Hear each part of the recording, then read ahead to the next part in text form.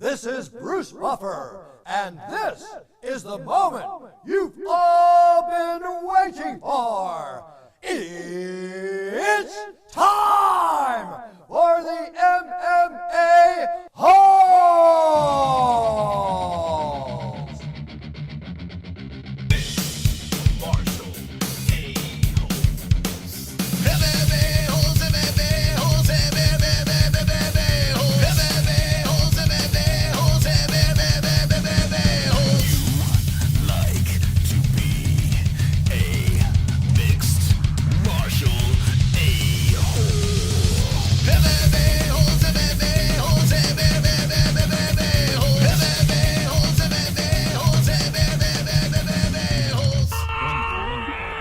No way. From the Sanosi 1.5K King Studios of Arizona. Rigged fight, bad stuff.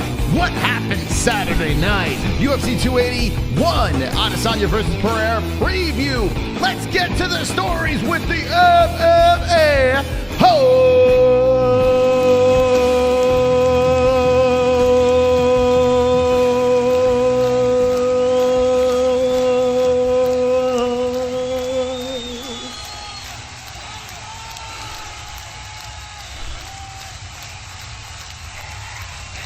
Come on.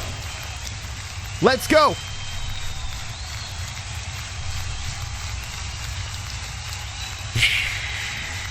Let's go. Hit the likes. Share the stream. Get sexy in that chat. Monday's here. UFC 281 Fight Week. Come on.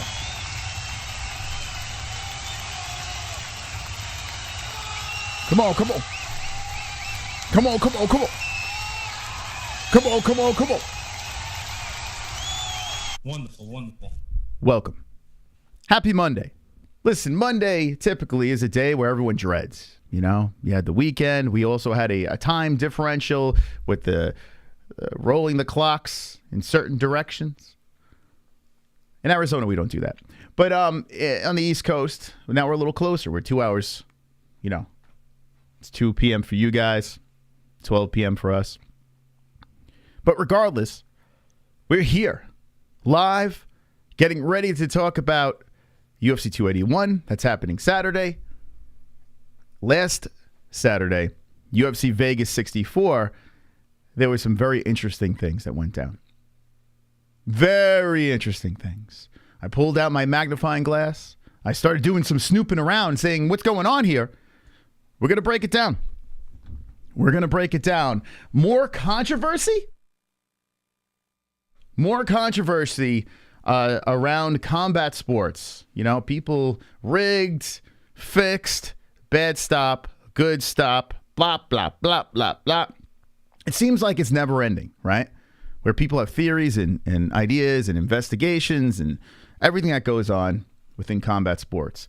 Anything that's involved, that you have betting involved, well, there's going to be some controversy because people will place a bet and say, wait, that was fixed, that was rigged.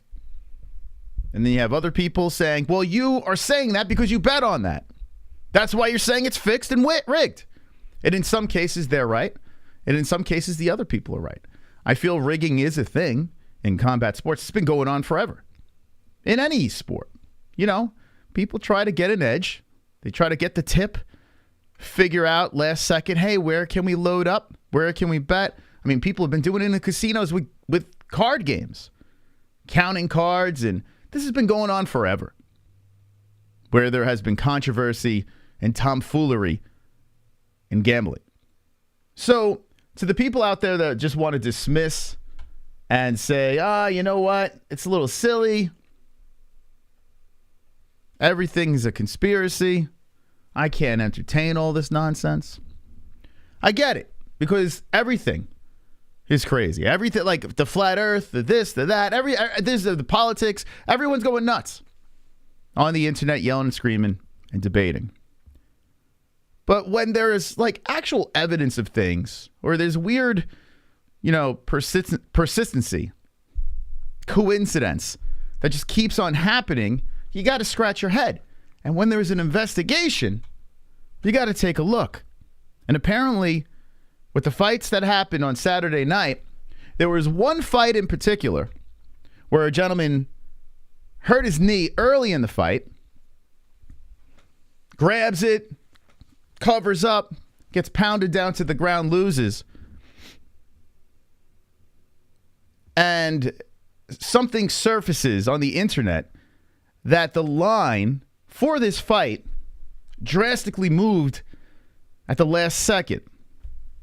We just saw a situation where TJ Dillashaw came into a fight against Aljamain Sterling, fully aware that his shoulder was messed up, literally going into a fight with one arm. And I understand. Listen, I heard TJ's side of the story. I kind of get why he did it. I don't agree with it, but I get it. I do get it. He has his side.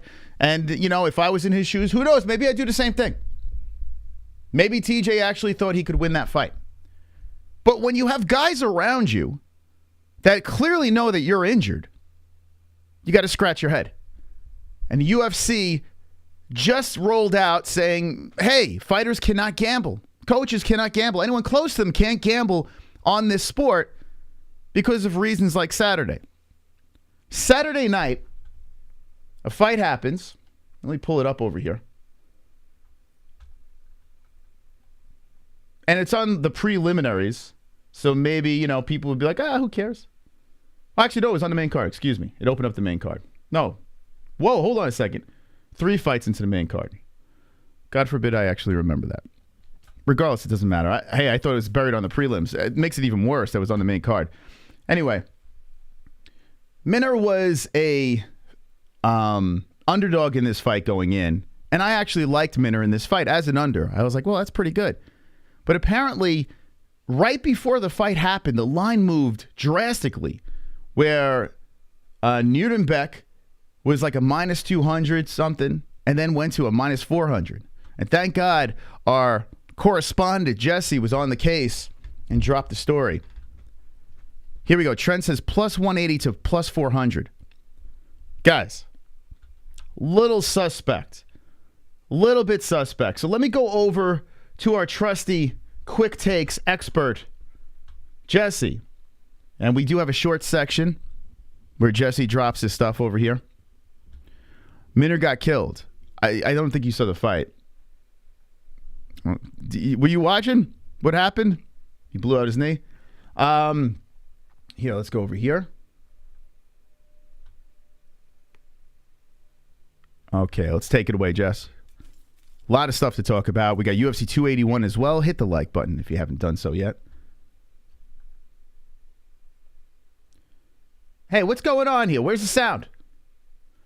Suspicious betting has been detected at UFC Vegas 64 after big money on a first-round stoppage pays off huge. The UFC recently banned its fighters and their teams from betting on MMA fights. During UFC Vegas 64, Derek Minner fell to Shaylin Nordenbeck via first-round technical knockout. In the hours leading up to the fight, sportsbooks watched as a flood of money came in from bettors on Nordenbeck. And not just the money line on Nordenbeck, but the Chinese import to win in fewer than 2.5 rounds. And even Nordenbeck to win via knockout in the first round. There's also the added complication that the fighter is coached by James Krause, the same James Krause who runs a betting pick service. In the past, he has said that he makes more money from gambling on the UFC than he ever did fighting for the organization. There's no evidence thus far that Krause did bet on Minner, but once you see an extremely suspicious line move like that, it's easy to let your imagination run wild as to what happened. Let me know what you think in the comments. Is this going to be a continued problem in MMA, or will the UFC finally be able to get a hold on inside betting?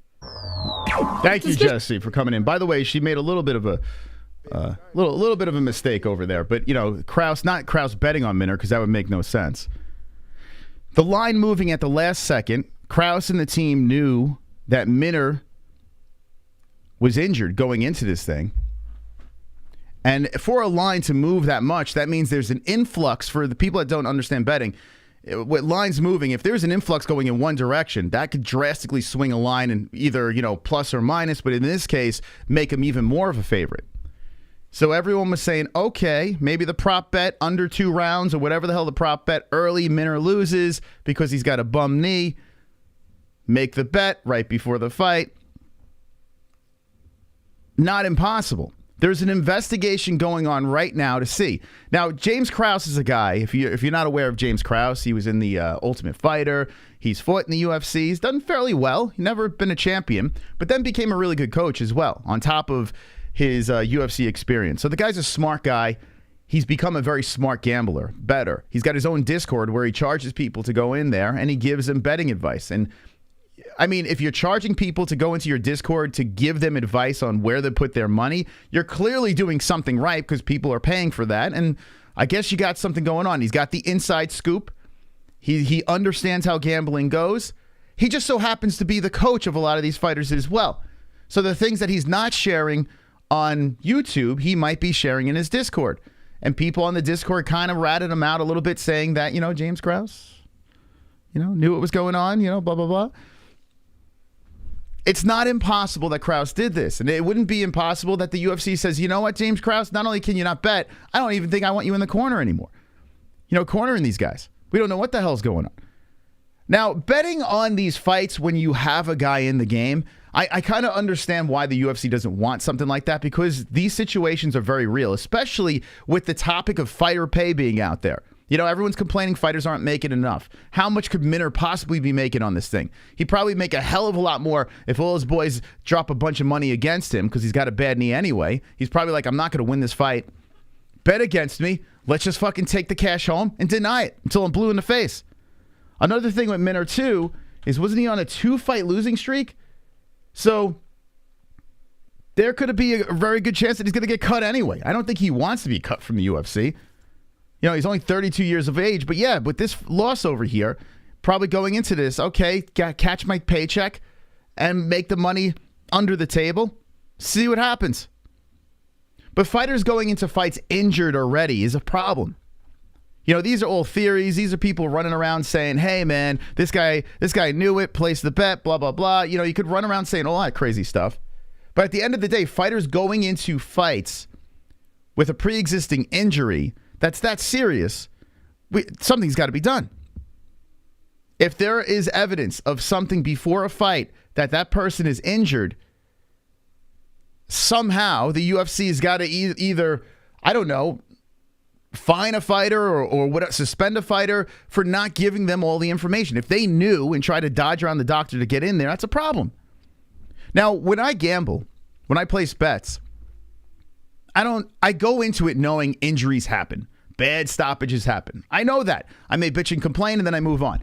I don't really care because I'm not the type of guy that's making crazy bets to the point where I'm going to lose my house, right? I make bets here and there. I know what I got in the account. I go up and down, place the bet.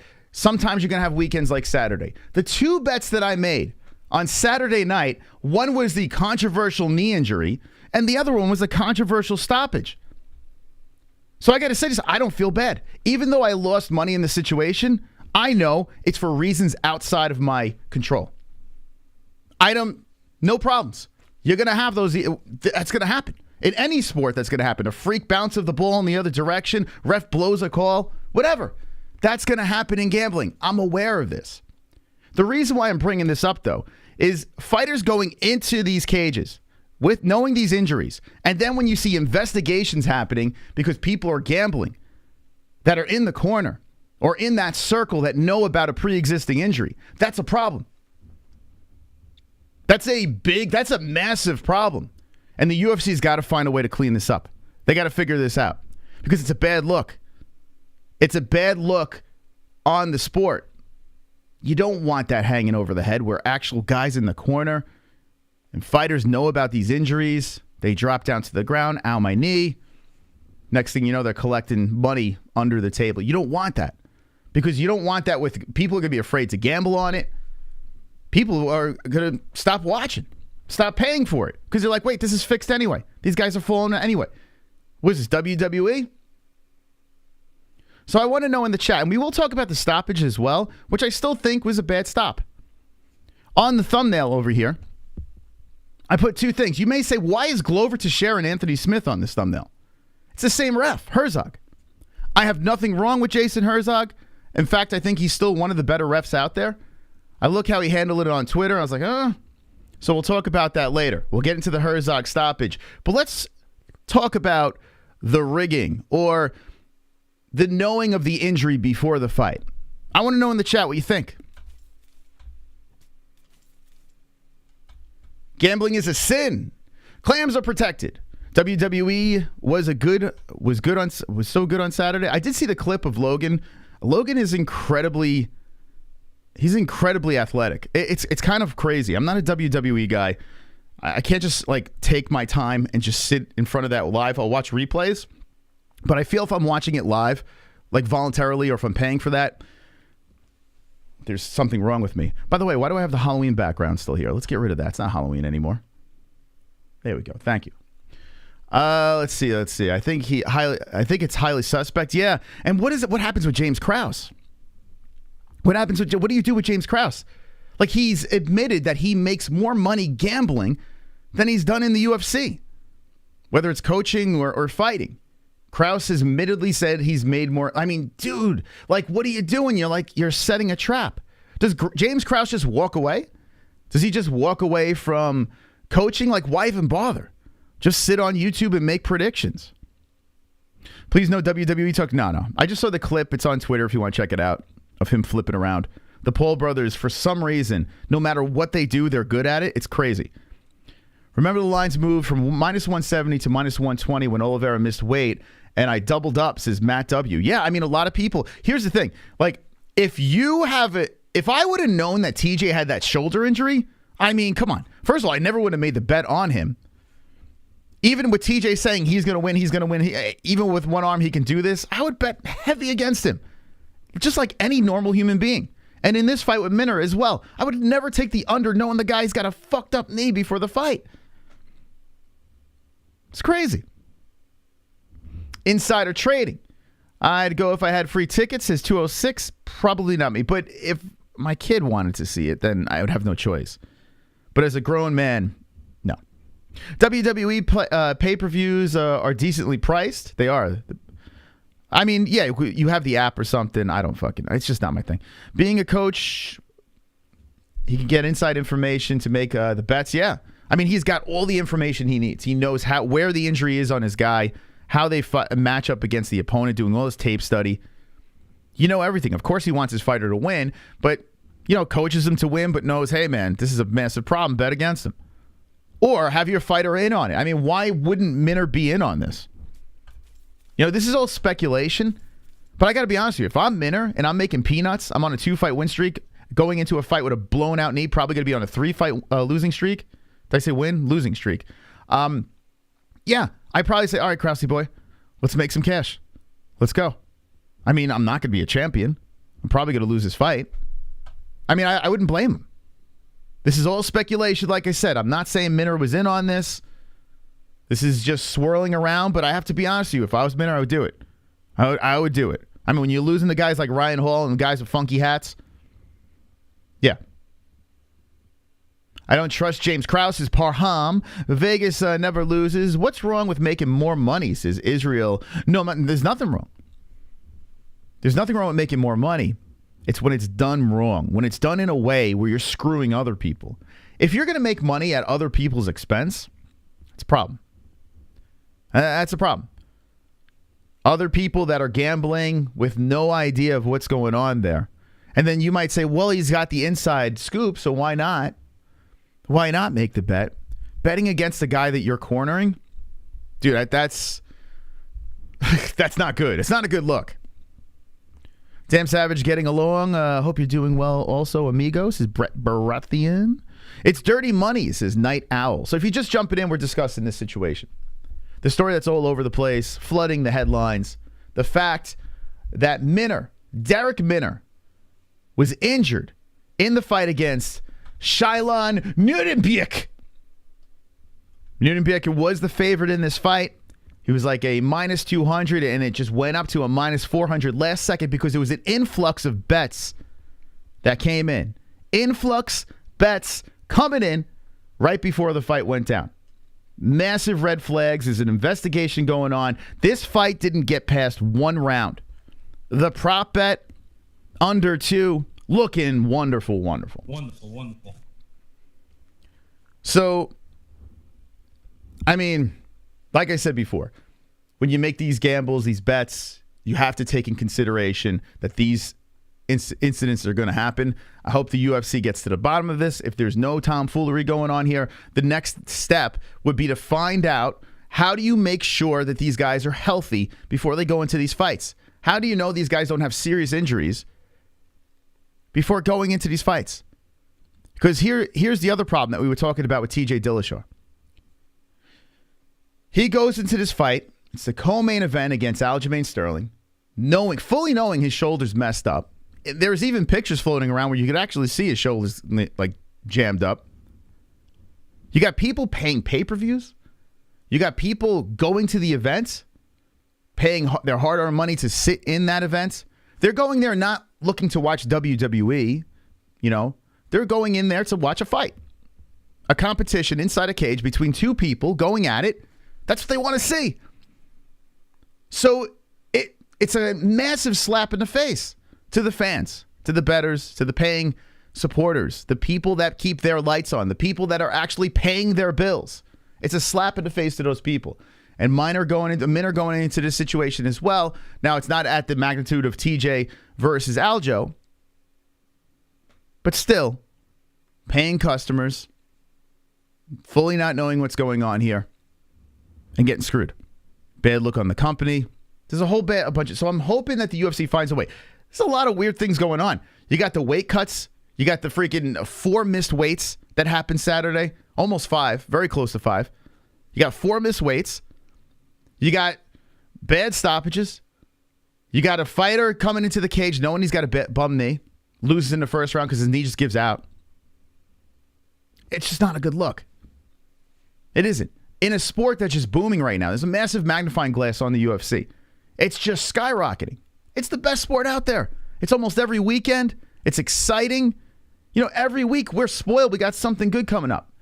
So when you have this momentum going up, the last thing you need are blemishes like this. Give me your final thoughts on the rigging, and then I'm going to move into the actual decision in the main event. We also have UFC 281 that we're talking about. Bash up the like button. That would be wonderful, wonderful. Wonderful. Early on a Monday.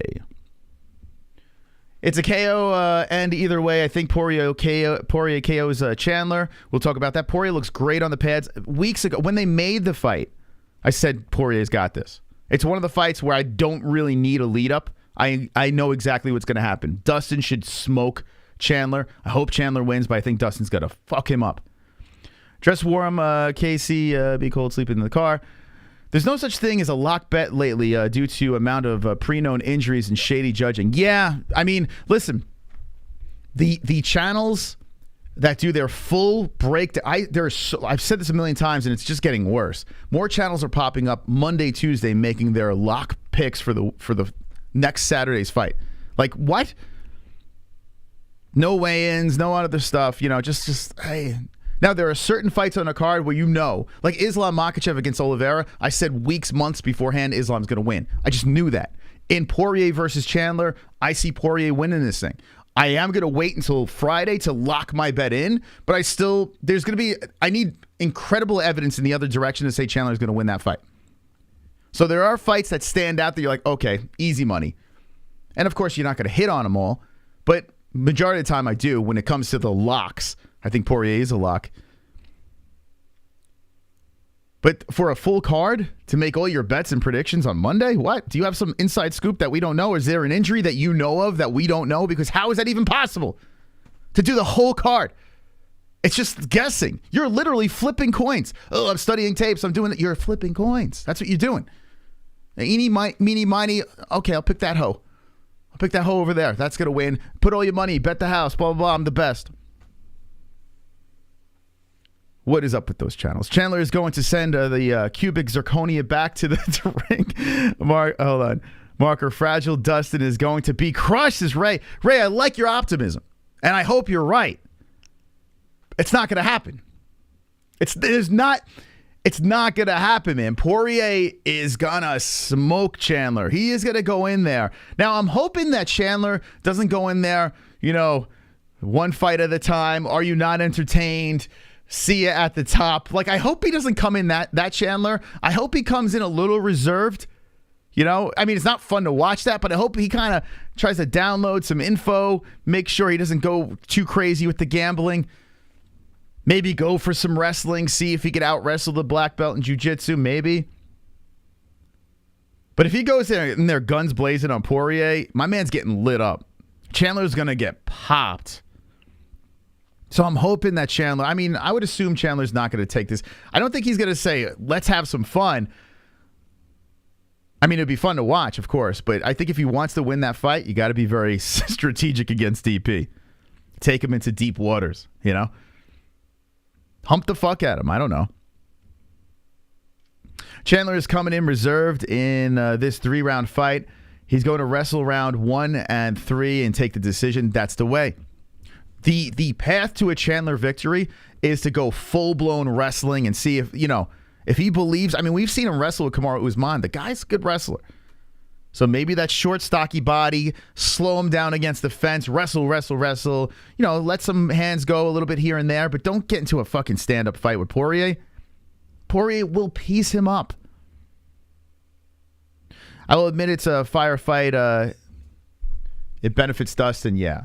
Yeah, there's a reason why Dustin's the favorite in this thing. As soon as they made it, I mean, all fingers pointed to Dustin winning this thing. If Chandler wins this fight, oof, dude, that'd be insane. That'd be insane. I see you guys want to talk UFC 281, so let's just get this out of the way, and we'll talk about it. Bad stop. The main event. Jason Herzog involved. Like I said at the beginning of the show, Jason Herzog, to me, is one of the better refs out there. Like, I do like Jason, even before this fight happened or when it was about to go down. I said live on our stream, hey, it's good to see Jason get a shot over here, you know, get these main event opportunities over the Herb Deans. You know, Jason deserves these moments.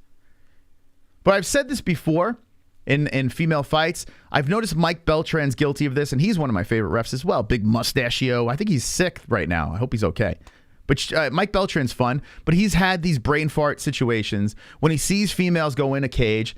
He says, are we still, hold on a second. I got a little bufferage over here. Let me know if we're good in the chat with ones. But Mike Beltran looks at female fights, and he's done this on multiple occasions. Premature stoppages, quick stoppages. We've seen this with Mike Beltran. In female fights, he doesn't let it go. He doesn't want to see his girls get battered around. You live to see another day. That's how Mike Beltran is. In this fight, over here, Lemos versus Rodriguez. Okay. Very, very competitive match over here. Was it the most exciting? No, it wasn't the most exciting match. But there was a flurry. There was a sequence that happened in round 3 where Lemos tagged her, was moving forward. She landed a couple of shots. Not saying she didn't land a couple of shots. She did. She landed a couple of shots. She looked good in the flurry. Backed up Rodriguez to the cage. Rodriguez started blocking. And then Herzog just jumps in. Okay? He's seen enough. This is the same ref, Jason Herzog, that let Glover Teixeira beat the living shit out of Anthony Smith for what, 5 rounds? To the point where Anthony Smith's teeth were falling out of his head. And Glover Teixeira was saying, just give up, man. Stop, man. I'm sorry. Glover was apologizing to Anthony Smith for the beatdown that happened. 5 rounds of just dominating Glover Teixeira, just destroying Anthony Smith. Teeth falling out of the head. Same ref was standing right over that for 5 rounds. And then said, okay, we'll stop it here. A massive difference. And he actually apologized about that. In this short stoppage, quick stoppage over here, where Rodriguez was defending herself, she wasn't dropped. Eyes weren't rolling back in the head where she looked stunned. Her legs weren't wobbling around to the point where it's like, oh, okay, let's we don't want her to get hurt. 115-pound women. A little different than light heavyweights with massive hands. He jumps in and says, that's quick. That's good. Fight's over. Now, I'm not saying that Rodriguez was definitely a lock to win that fight. It was very competitive, and Lemos could have won that fight. But let it play out. Let the fights play out. I saw on Twitter, Herzog went on and on. He never said basically, it was a quick stop, he never really addressed that. He was addressing people out there on Twitter.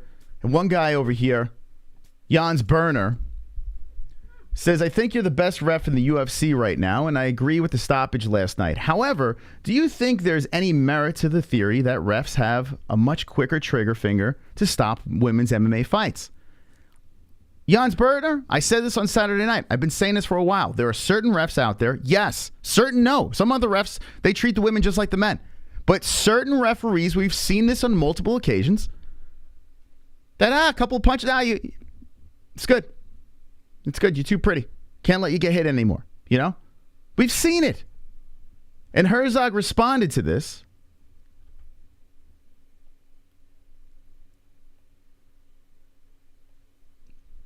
Personally, it's not a factor. That's bullshit. It's straight up bullshit. Like I said before, I don't have anything against Jason Herzog. And if that's what he believes, so be it. I don't believe it. I don't believe what he's saying there. How could you have a fight like Glover Teixeira beating the shit out of Anthony Smith where teeth are falling out of the head, where you could have stopped that fight a million times? He apologized afterwards. And then you fast forward to this fight over here. I just don't see it. I think Herzog was, in his mind, he was trying to do the right thing. He stepped in. He didn't want Rodriguez to get hurt. Perhaps was standing on the wrong angle. Maybe, I don't know, maybe if he was on the other side, he would have seen differently.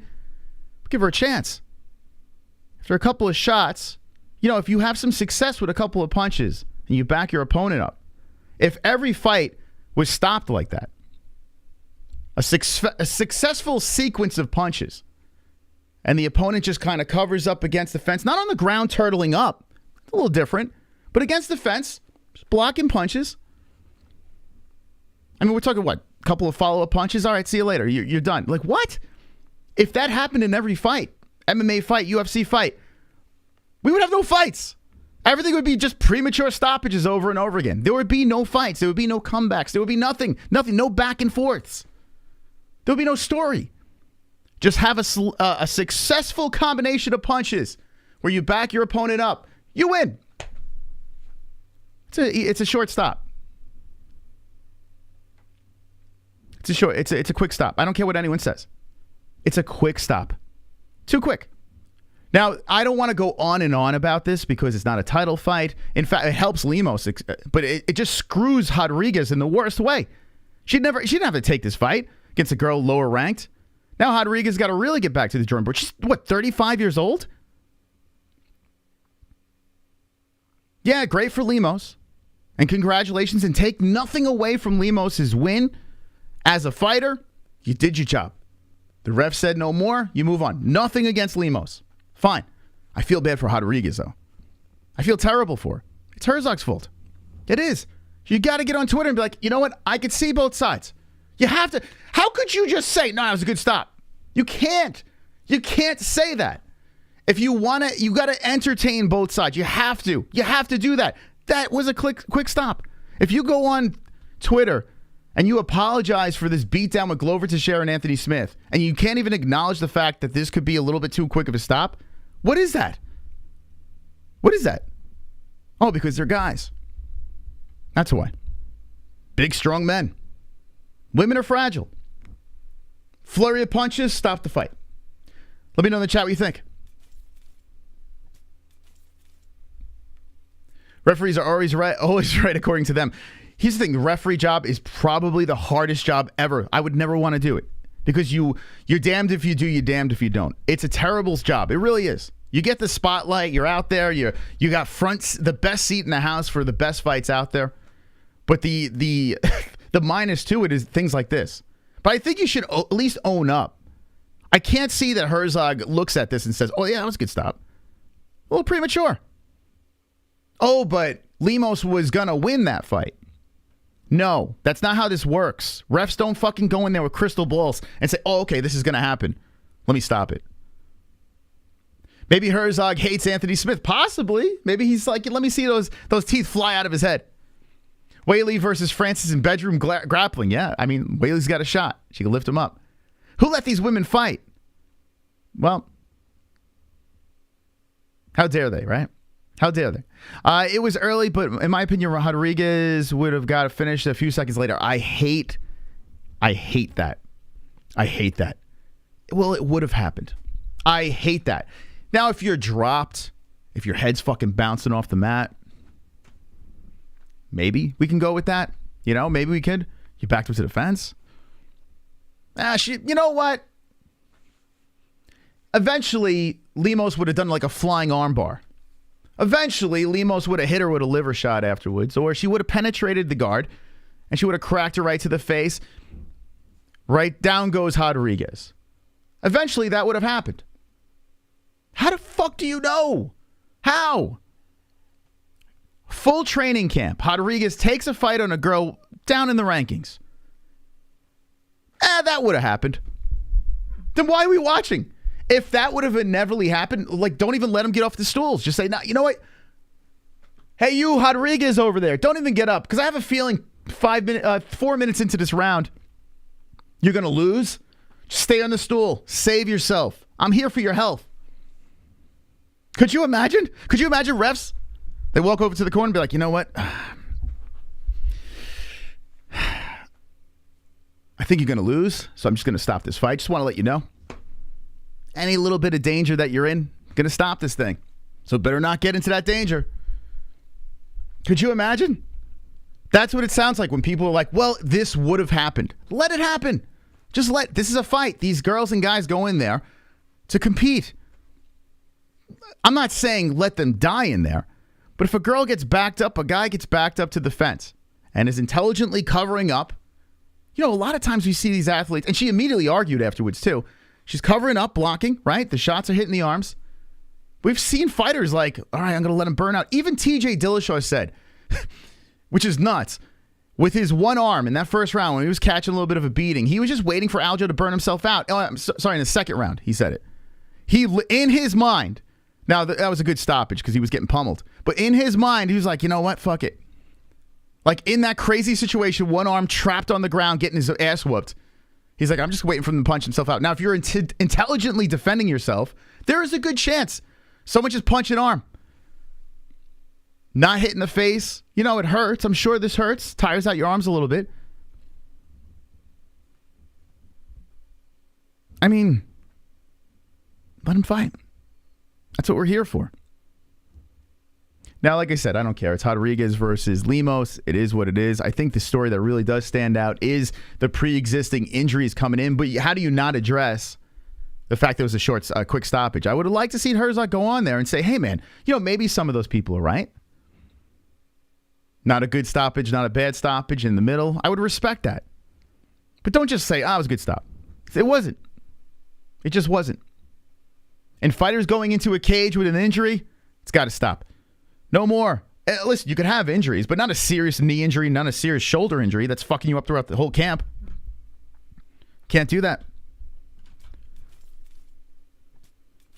This wasn't a bad stoppage versus Kudilaba versus Magomed. You know, I actually brought that up on stream, but here's the problem. Kudilaba pretended he was injured, right? Bad stoppage. But if you're going to pretend that you're injured, what are you going to do? The ref doesn't know. Maybe the ref actually believes you're injured. He played possum. So Kudilaba shot himself in the foot, and then look what happened in the other fight. So that's out the window. I'm good with the stoppage. She got rocked and just covered and turned away. Either way, I'd be okay with it, to Scott Allen. I mean, okay, so you're good either way. And at the end of the day, we've seen even worse than this. We've seen situations where definitely, I mean, there were shot. Like, I'm thinking about the Henry Cejudo fight with Dominic Cruz or TJ where they got rocked. And I honestly, and shooting for like a single leg or something like that, I hated that stop. This is worse. This is worse because at least those guys got rocked. That's rocked. When TJ was fighting Henry, that's rocked. When Dom was fighting Henry, that's rocked. This wasn't rocked. She got popped. Clean shot. Got her attention. Rocked. I mean, we're talking Kevin Lee wobble leg. We're talking dropping down to the floor like, holy shit. Covering up. What the fuck's going on? backed up to the cage. 115-pound girls. Not saying they can't knock each other out, but rocked. Immediate argument afterwards. I mean, I don't know. But like I said, this over here, we could agree to disagree in the stoppage of this thing, but I just don't understand, me personally, if you let a beating go on for 5 rounds on Anthony Smith where the teeth are falling out of the head, same ref, and then you fast forward to this fight over here on Saturday and say, that was a good stop. I don't understand. Where's the logic? The only thing that makes sense is guys are allowed to beat the shit out of each other, and women are fragile. A little different. So at the end of the day, maybe say good stop or bad stop. Maybe we'll disagree until we're blue in the face, but I guarantee we could agree on this. Certain refs out there stop female fights quicker than men fights. It's just a fact. Let's tie this up in a bow and talk about UFC 281. Maybe in the 5th round after the war of attrition, that's more justifiable stoppage. That was way too early. That was way too early. I didn't even watch this card. Well, I mean, it was all right. It wasn't terrible. Definitely has. Now, I mean, knowing these stories, you might want to go back and see what you think. I don't know what to compare this to. Rothwell versus the Lima stoppage. There's so many quick stoppages out there. And then I think of fights like, guys like Neil Magny. What was he fighting? Hector Lombard or something? I don't know. Where he was getting battered in the first round, came back, knocked out Travis Brown. Like, there's so many fights where fighters just get, like, pummeled and then come back and win. You see it all the time. Why even take that away? I mean, this wasn't even remotely close to that. Let's see. Well, the refs are sometimes just as consistent as the judges. True. And like I said, I'm not trying to bash on Herzog. That's not what I'm trying to do. In fact, I think Herzog's one of the best. I think he still is one of the best out there. It's a very tough job. It doesn't, like, I feel like if you have social media, at least be honest. Unless he's just that delusional where he thinks that it's not a factor. That's what he said. Personally, it's not a factor. I don't buy it. I don't. What about Neil Magny breaking GSP's record? That's crazy, right? That's freaking good for Neil. I gave him a hand job and he didn't respond. I don't understand. Like, he just kind of left me in the dust. Neil Magny, you should at least thank me for the hand job. Herzog coming in on his white horse, knight in shining armor, saving these bitches. Who watches female fights other than Amanda Biscuit? What the fuck? Rehire Mario Yamasaki only for women's fights. Now, he did do us a favor. We did say it live. Well, the best thing about it is that we don't have to watch that anymore. So Herzog did stop it, stop the misery of watching that fight as a main event. A lot of people were complaining about that. All right, friends, if you're watching a replay, let me know in the comments section what you think about the situation. I'm going to take a quick break, and when we come back, we're going to talk about UFC 281. It's this Saturday. We'll jump back into the stories as well. Maybe we'll open up some phone lines. Why not? If you want to drop a donation, feel free. By the way, pinned in the live chat, we have a link tree. Just all of our links. If you want to see the type of donations you can drop on the show, the musical songs, the whole deal, hit that link tree over there. You can see all of that stuff. Or if you want to become a member, a Patreon, all that fun stuff, check out the link tree pinned in the live chat or in the description down below. After this break, UFC 281, fight week in full effect. Let's go hang with the boys. Hang with the boys. We will be right back. And we'll talk about a little JBM's quick take. She's got a bunch of stories. We'll talk about that as well. Stand by.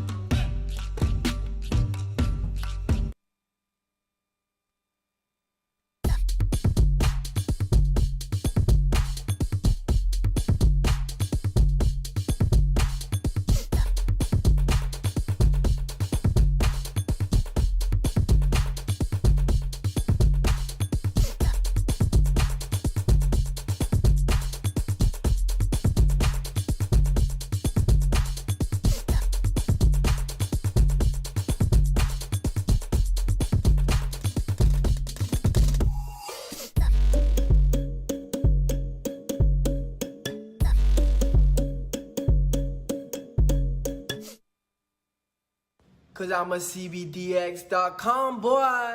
We sell legal, Delta ATHC weed. It will get you very stoned. We sell gummies, yeah. Buzz-based oil and etc. And they post on Twitter. Oh yeah, hey, on CBDX.com. You better get with them. You're gonna get real high. You're gonna get that tree. You're gonna get real down loud from the island boys. You're gonna get all down. And so from the ground, you be smoking bud. You be smoking trees. We a different breed. You smoking green and purple, and then you could hurt, yeah. You better get with CBDX.com, cause we some CBDX.com boys. You better tap in on the website, Island Boys, right now.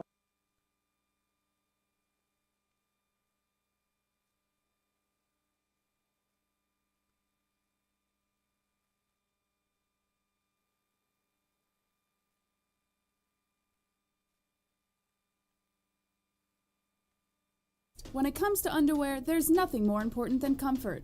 Why empty your pockets for generic underwear that loses comfort, quality, and style when you can slip into a pair of Sheath and get even more out of your daily wear? With Sheath underwear, you can treat your jewels like royalty as they are given their own private sanctum, keeping them secure and you in a state of bliss. Get 20% off Sheath now using promo code MMA-Holes. That's MMA-HOLES with the link in the description below.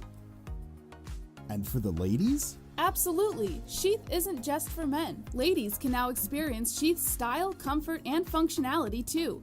Sheath for women is crafted using a signature modal elastane fabric blend for form-fitting breathability that will not affect the natural pH environment or the microclimate of the skin while producing that long-lasting, unimpeded comfort.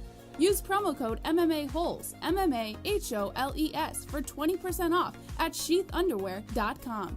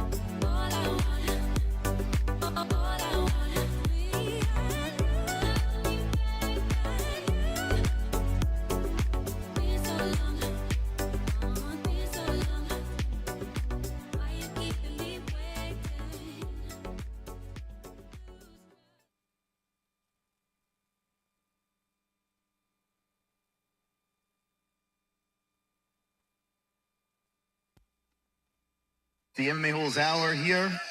Hope you're wonderful, wonderful. JBH, how are you? Wonderful. Come on, baby! Hit the like button. Let's go, baby. Let's do it. Tonight's episode. I'm going to pause it right there. I'm not going to subject you to that stuff. So I just, at the break, I just noticed someone slid into our DMs on Twitter. So I allowed it. Hot Balls. Hot Balls, you in the chat? Hot Balls, if you're in the chat, slide into our Discord. Slide into our Discord, and we will chime you into the show. He says, I'm a close friend of Derek Minner. I've got news from a reliable source that is connected through all of us that it's 99% sure he threw the fight.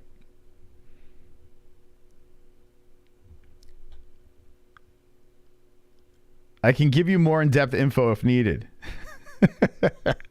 Now, this is not doxing anybody. This is just from Hot Balls. I was told around $2.5 million was the estimated total. I don't know if this is the payout or Jesus Christ. I mean, if there's any truth to that.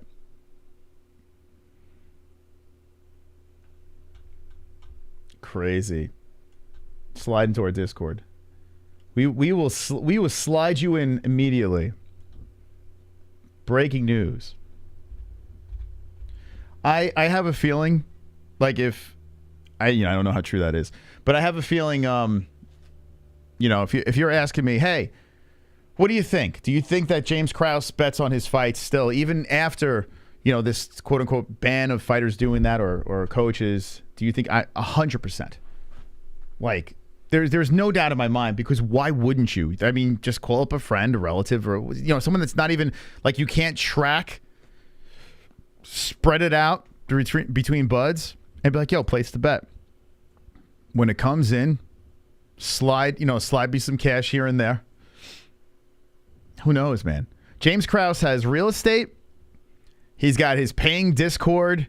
He's a very smart businessman. You could funnel that money in any different direction. Launder that shit. Gamble and just filter it through. You know what I'm saying? Like, it's just so, like, James is not stupid. He's not a stupid guy.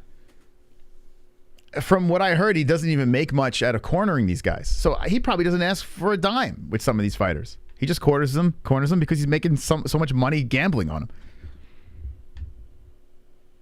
Man, oh man. James Krause.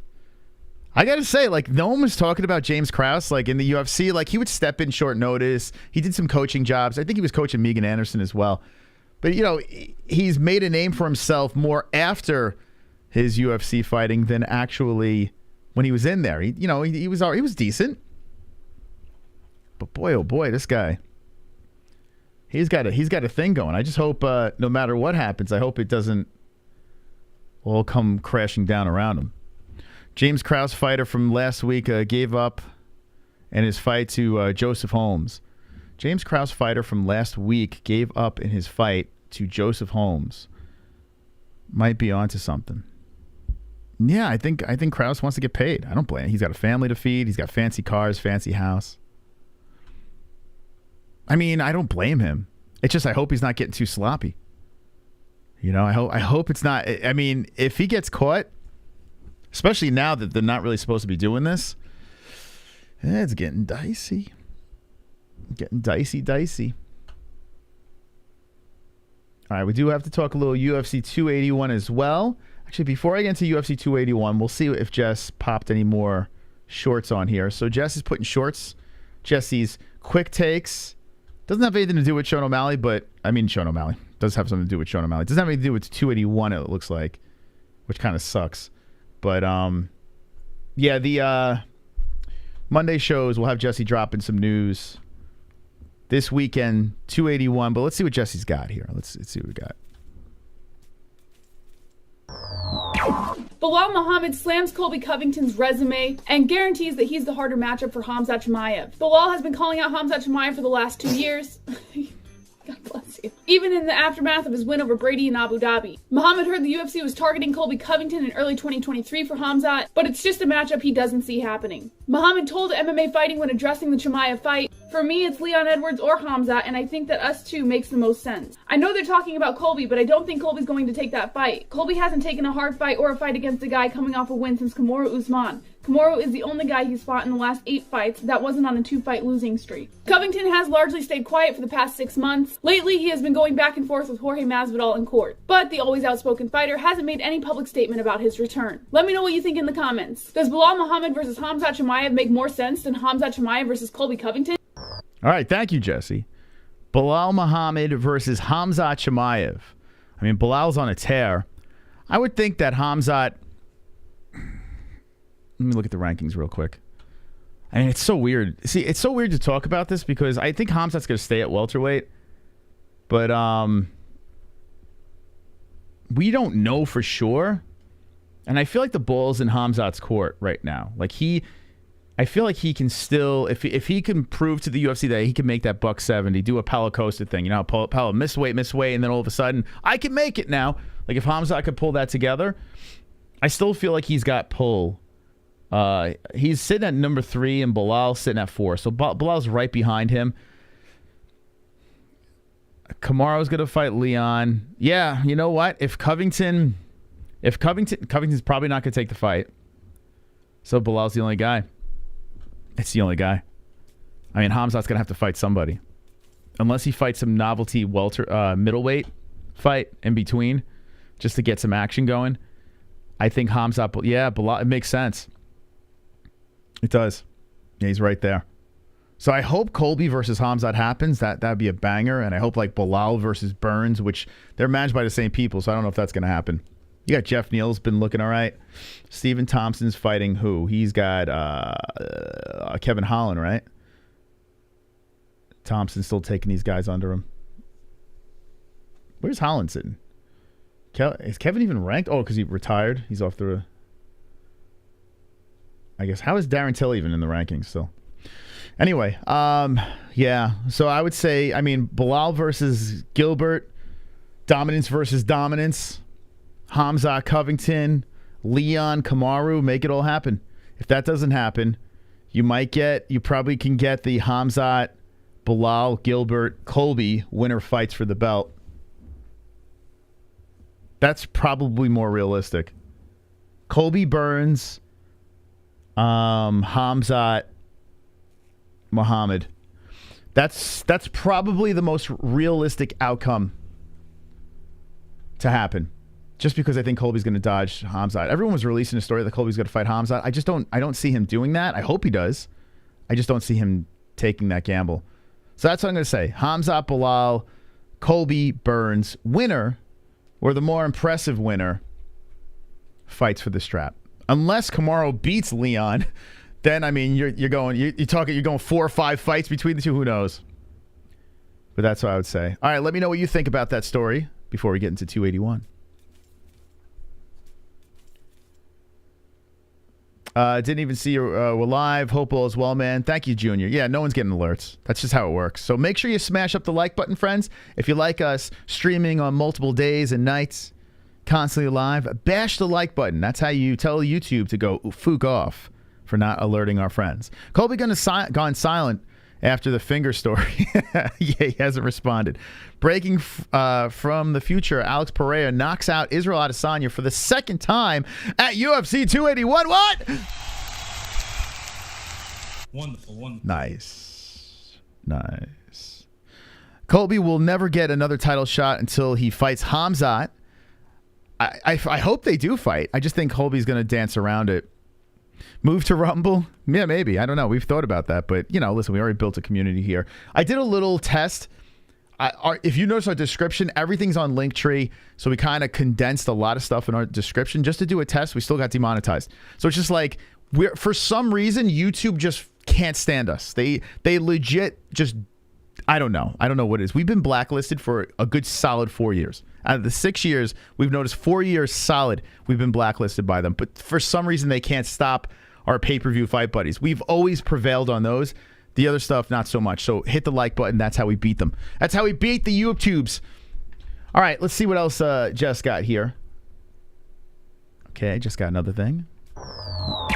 Sean O'Malley suggests an interim title fight with Chito Vera if Aljamain Sterling wants to sit out until June, all because Sean O'Malley does not want to wait until next summer to fight. In October, O'Malley picked up the biggest win of his career, taking a split decision win over Piotr Jan at UFC 280. The win vaulted him up to the #1 spot in the UFC bantamweight ranking, and makes him the next presumptive title challenger for Aljamain Sterling. But Sterling doesn't want to fight anytime soon. O'Malley said on his YouTube channel, "I went through a war and I'm ready to go in March. I didn't have a 5-round training camp, but I wouldn't have trained much different. It's hard to say. I can't say anything until I talk to the UFC first because ultimately it's not necessarily what I want, what Aljo wants. They have a plan. They know what they want to do." O'Malley and Marlon Vera are arguably the two biggest stars in the bantamweight division right now, and they have a backstory as well, with Vera stopping O'Malley at UFC 252. Which is a loss that Sean O'Malley still disputes. Let me know what you think in the comments. Would you like to see O'Malley versus Chito Vera? Or do you think O'Malley should wait for Aljamain Sterling in the...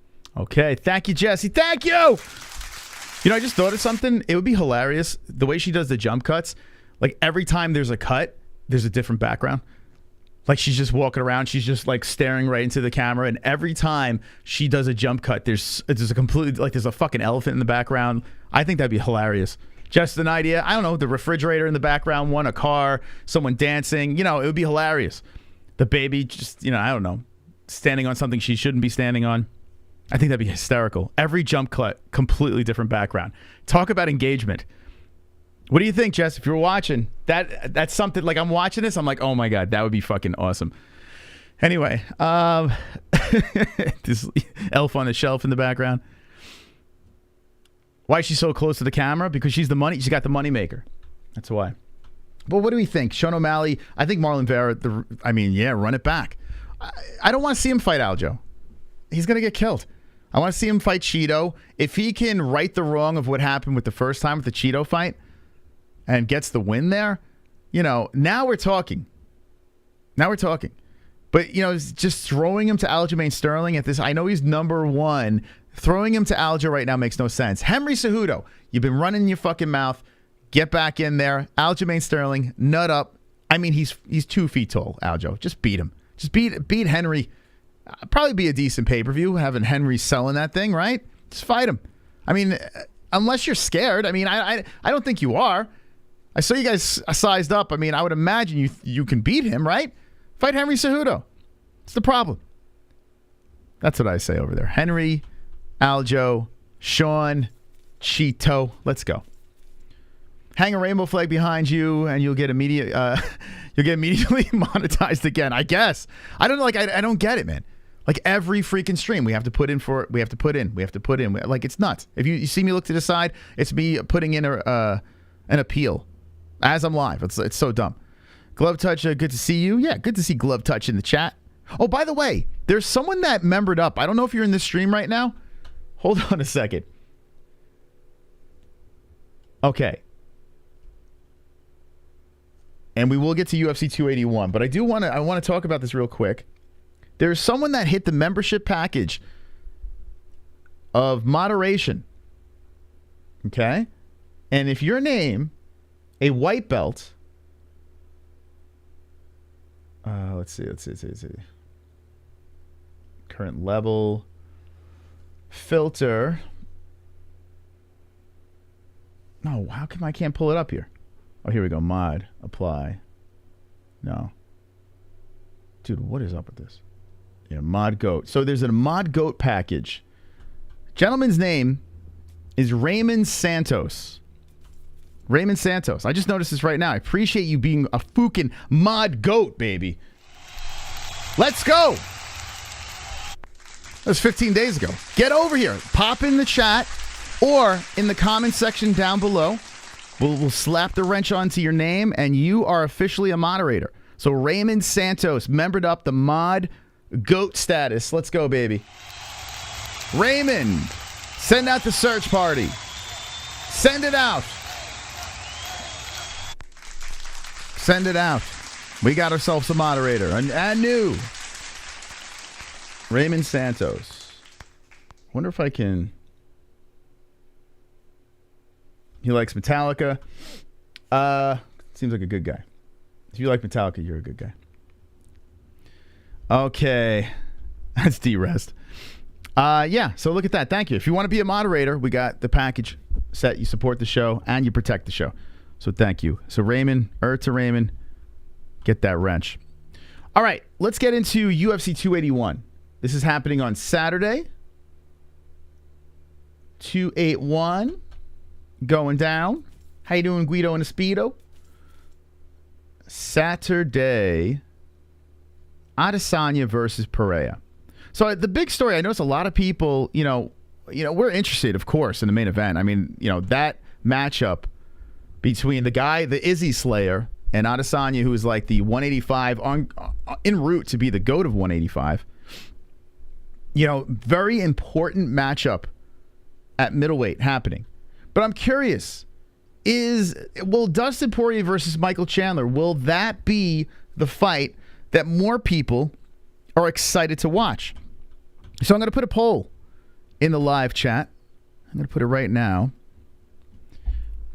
Which are you more excited about? Super chat. Let's go, Junior Odd. Let's go. Dropping a Uno. I'll take it, my friend. Thank you very much. Helps tremendously. You have no idea how much that helps. Thank you for being a member. A donator. Appreciate that. Which are you more excited about? Which fight?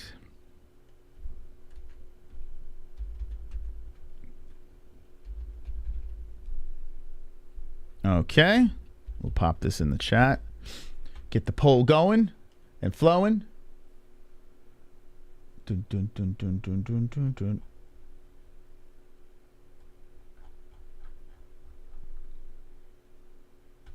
I don't even know what the answer is for myself, to be honest. Because like I like both of them in different ways. I'm just pasting this in here. Too lazy to type it in. If I was a quicker typer, oops. I'm not even going to put the female fight in there because I feel like people that would put that in there are just fucking trolling. Esparza versus Zhang, which has its... I don't hate it. I honestly don't hate it, that fight. But I know, what's going to happen. So I don't want to taint the poll. All right, so it's in the chat. There we go. No refs allowed for the main event fights. That's right. Just let them kill each other. Let death happen. All right, so here we go. We got the poll in there. All right, I'm curious how this thing goes down. Okay, it is locked and loaded in the live chat. Get your votes in. Which fight are you more excited about? Adesanya versus Pereira or Dustin Poirier versus Michael Chandler? So Dustin Poirier Chandler is probably going to be like the people's main event, right? And then you got the real main event, which is Adesanya versus Pereira. And I think they're both exciting for different reasons. So either answer is correct. But I'm curious which way you're pulling in the chat. Hopefully the Izzy fight is somewhat watchable, says Dana's retarded strength. Yeah, I hope so too. I hope I do have this vision. I feel path to victory for Izzy will be to fight strategic, circling in and out. Point, get the fuck out. Point, get the fuck out. Stay away from the left hook. Point. Some people are like, Izzy's gonna submit him. I'm like, bro, chill. Chill.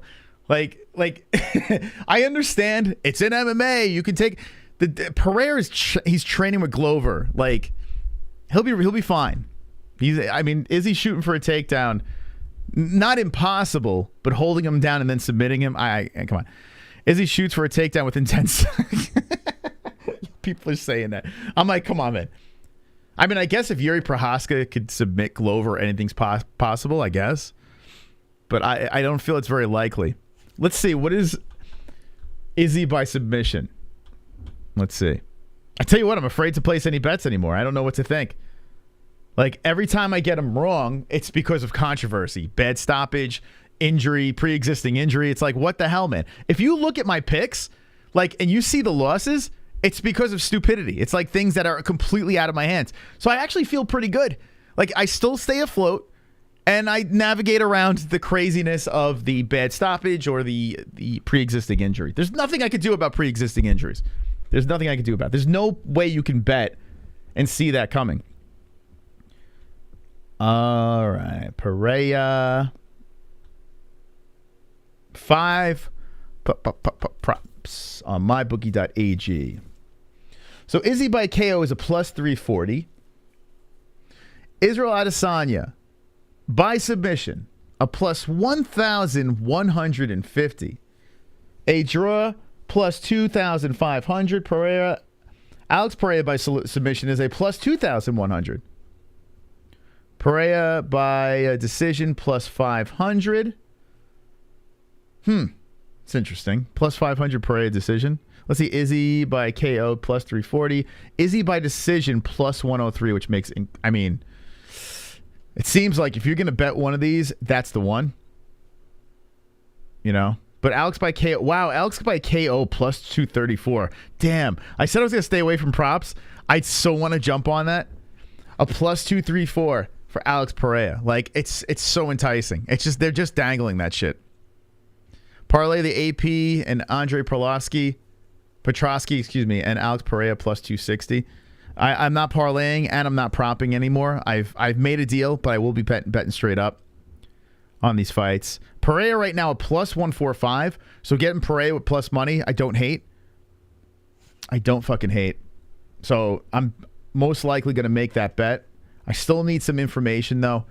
I want to watch the press conference. I want to see how they look at the face-off. I want to get that info, and maybe the line changes the day before, I should say. But I'd rather wait and get that information before I place the bet. Interesting. Here's some more stuff.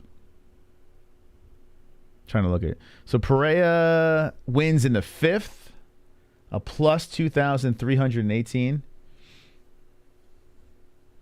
Pereira by decision is a plus 449. Wow, Pereira with the knockout in the 5th round, plus 2,318.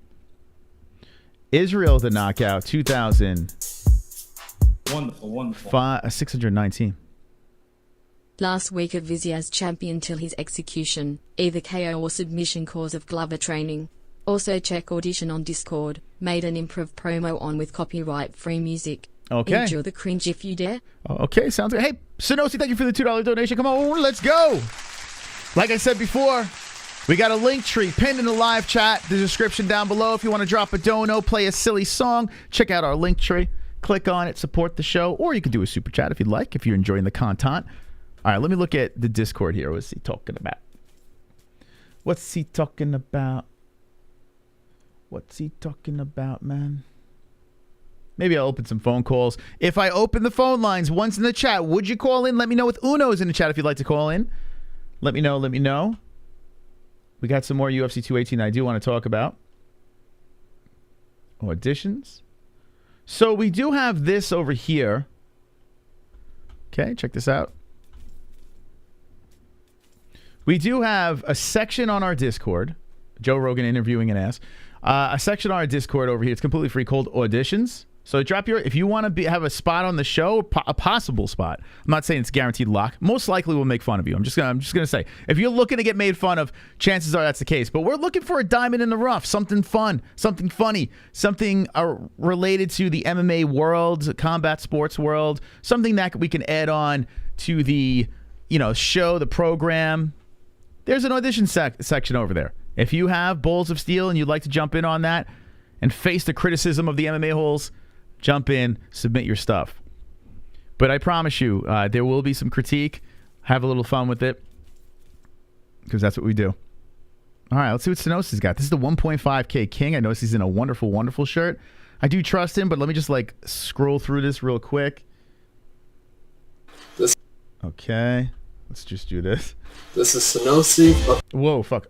Are you positive this music is copyright free? Please make sure, because like I said, we're in hot water. I do trust you, because I don't think you would do that to us, considering where we're at. There's a lot of black. What is this? Just a bunch of blackness at the end. Okay. Music is very, very, very dangerous. Thank you, Guido and Speedo, for the $1 donation. Appreciate that. You guys are supporting the show. Appreciate it. Holes need a press conference representative. I mean, sure.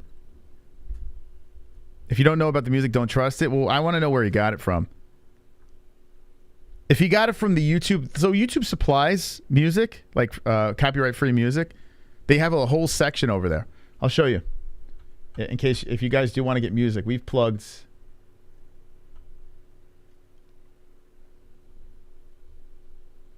Should have no music. Yeah, you don't really need music. Honestly, if you don't know what you're doing, don't put music in your videos. If you have no idea what you're doing, just give me the content. Music's not going to help. In fact, it's going to make it more AIDSy. But all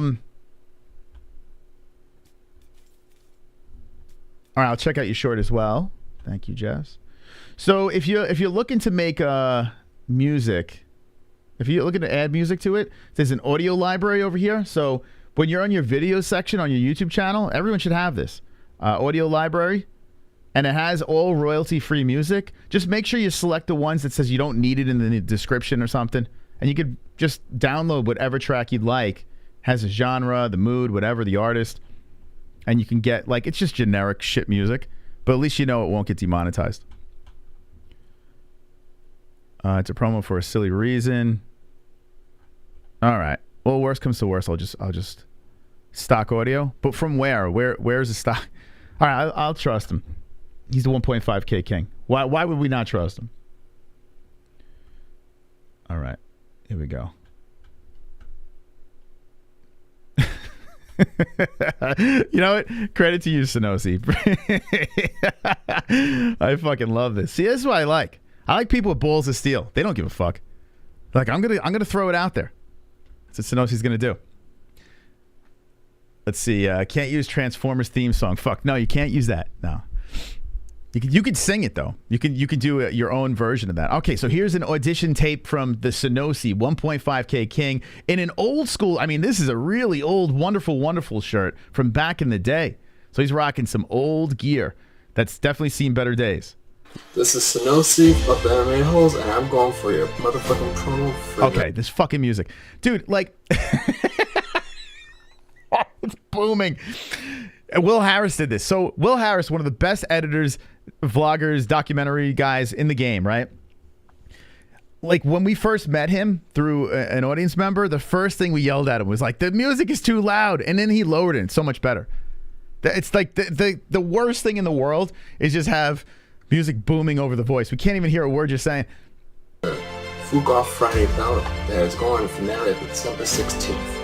Now, Roberto Hernandez, I know you're the one I'm gunning for. Hold on, let me give you what's happening right now.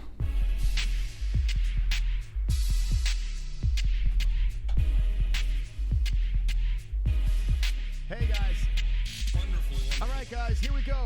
This is Mystic Moss over here. I just want to say this, that I really, really enjoy your company right now. I'm telling you, I am just looking forward to the content that I'm going to deliver you right now. I'm very excited. I hope, can you hear me? Can you hear me? Hello? Wonderful, wonderful. Hello? Hello? Hey, is this thing on? Wonderful, wonderful.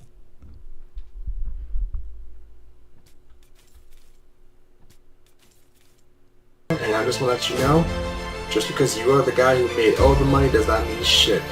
I am the guy who made the first 1K donation, the 1K king for a reason. I'm the guy who's the king of the motherfucking donos. Hell, I'm the guy who came up with the last minute dono steal of Fugoff. It is pretty funny though, I'm not gonna lie.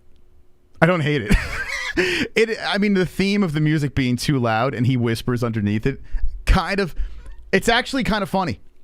I don't hate it. Yeah, I had to do my little bit there, but I don't hate it. Like every time he comes in, the music's just blasting. You barely hear what he's saying. And it would be really funny is like right before you make your prediction, like the audio cuts out. On Friday, they had the S emoji for that snake for a reason. I just want to let you know, I am coming for you, man. And, no offense, but that belt's coming home to New York very, very soon. And you know what? I will make this even more interesting than what you guys would expect. If I win, just like you see right here with some tattoo, I will make sure I have an MMA. Wait, is that a tattoo of, what is that? Isn't that the logo you use for, your channel? What logo is that? I think he's saying he's going to put an MMA-Holes tattoo. How about that? That's pretty badass. What is that from? I have seen that on your, so is that like a logo that you designed? Interesting. Look at that. Gears of War? Yeah, is that what logo is that? He's saying he's gonna put the MMA-Holes logo. Wow, look at that. That's crazy. We're gonna have matching tats. Look at that. Power. Full out inspired? Okay. All right, let's hear what he has to say here. Everyone put your ears closed so you can hear what he says. What you guys would expect. If I win, just like you see right here with some tattoo, I will make sure I have an MMA-Holes tattoo plastered somewhere on this arm right here so it'll be advertised for all time's sake. Sonosi, you're kind of adorable. Like I just kind of want to bring you home and just snuggle next to you. You have a very cuddly look. Doesn't he look like he could be a stuffed animal? Like I feel like Sonosi could be a stuffed animal. Like you could win him at a carnival. Right? What do you think? One's in the chat if you want to win Sonosi. I promise that shit and more. That corner of the on Friday, and anything else that can be stipulated for it, we will go right for it. Anyway, that is Sonosi. I'll see you guys soon. Bye. It might be the best submission. I gotta say, it might be the best. Oh God.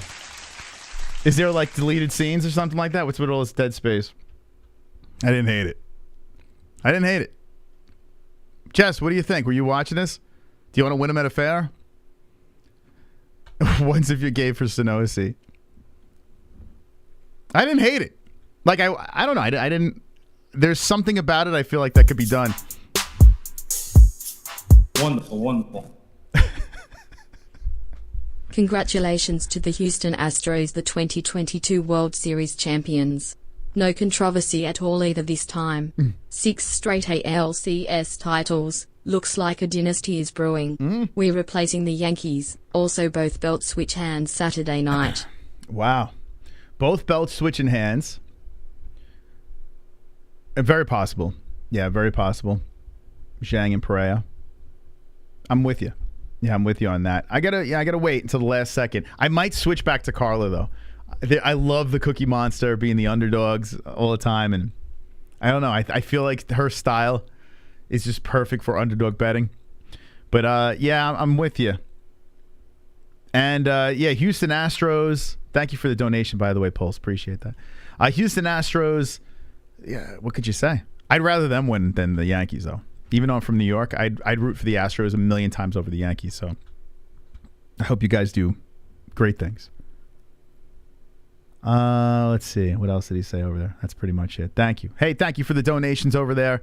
Appreciate that. My bills failed me. It's not over. It's not over. Let's see. Jessie said she put something else over here. She's dropping shorts. She's dropping her shorts. I still think Jessie's shorts, JBM shorts, are the best. Jake Paul's fighting. Oh, yeah, I did see. All right, let's see what Jess said up before I. This is my favorite thumbnail, though, out of them all. Let me just show you the one that I like the best. I think this is the most superior thumbnail.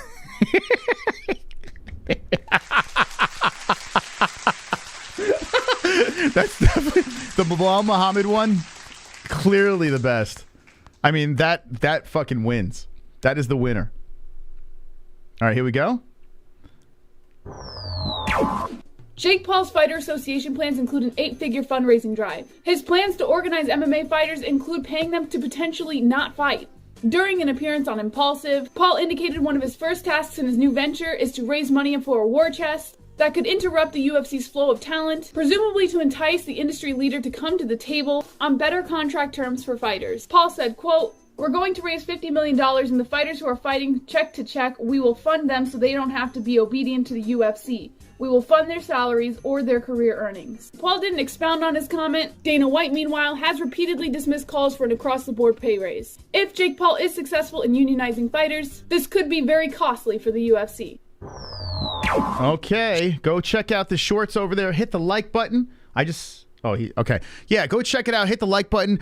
If you do see a short pop up on our channel, go in the comment section. I mean, it's literally one story at a time. So you could actually debate one story. It's not our marathon shows that we're doing now. But on Mondays, shorts plus the MMA-Holes Hour. I mean, we are pounding the content into your eyeballs, into your eardrums. So I urge you, hit the like button, support the show. You're not going to get anything like this anywhere else. And shout out to JBM for putting together that content. What do you think? Jake Paul. I don't want to talk about Jake Paul, but it's like Jesse's doing everything she can to keep us out of UFC. Do you have any 281 stories? But it is something that's out there. Let's see. I think I commented on. So Jake was saying he wants to raise like $50 million and pay fighters that are making. Let me see if I could find it. I kind of don't care. But let's see if it's on Twitter. You like the Uncle Chael videos? We got a couple more coming. They're not dead yet. We're going to annoy people with a couple more. And then we'll move on to something else. I think most people understand how ridiculous it's supposed to be. Jake Paul, first time in Dubai, top 5 places, blah, blah, blah. I don't care. I don't know. Jake Paul's doing some stuff. Let Jess know in the shorts, though, what you think about that. I don't really have much to add on to it. I did see that Jake is trying to raise like $50 million to pay fighters and...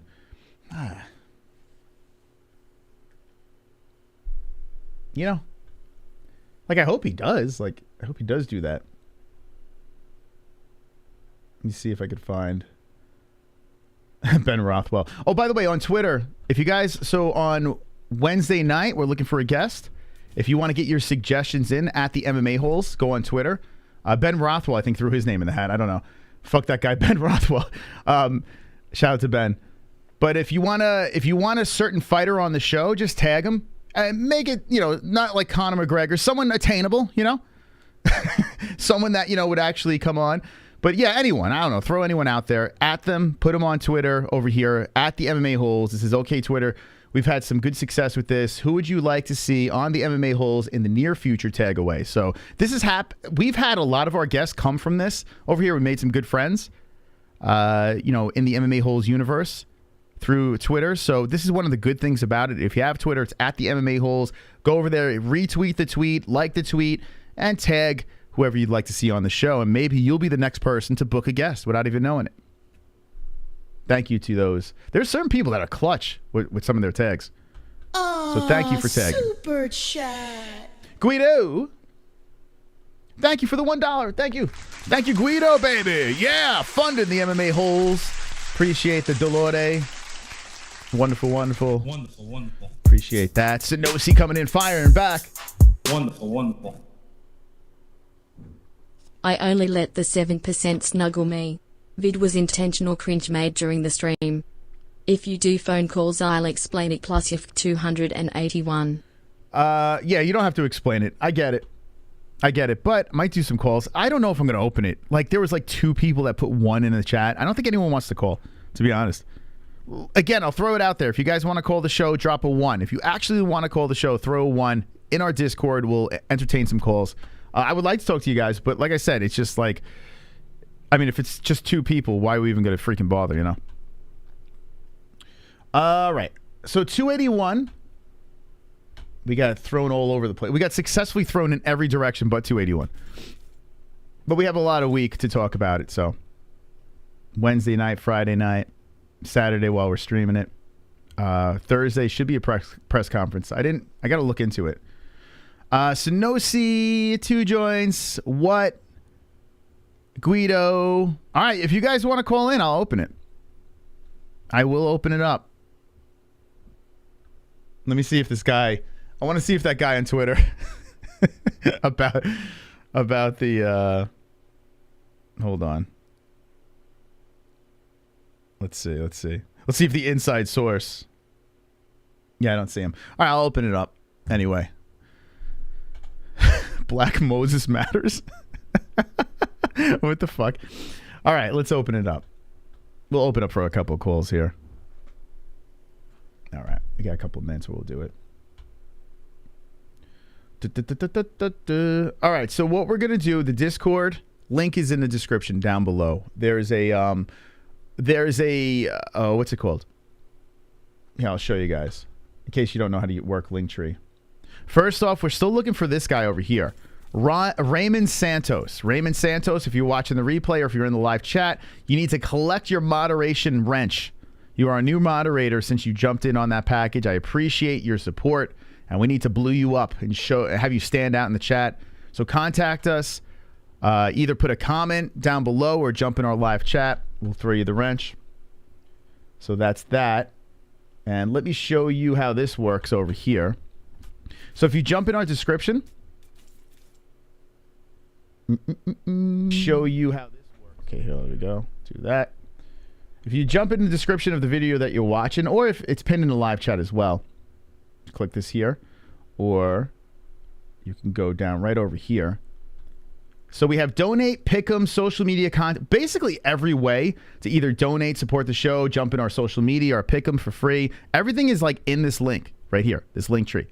So you pop in over here, up top, you got YouTube, but you have our Instagram, our Discord, our Twitter. You can email us, all up over here. Every way to contact us is on our link tree that's on all our social media and our description down below. If you want to play a goofball song, here, these links over here, this is where all the songs are.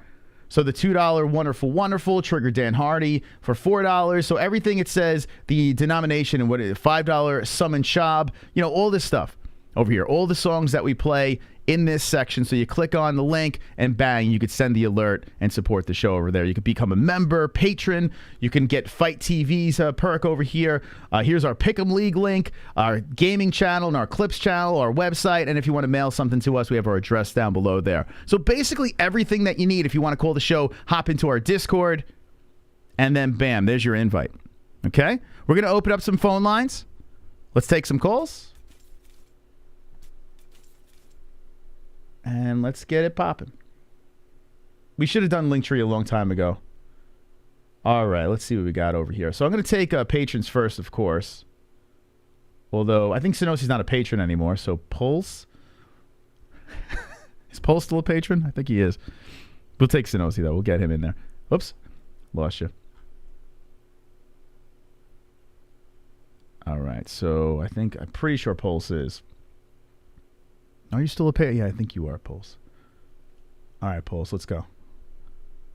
Hey, Pulse, you there?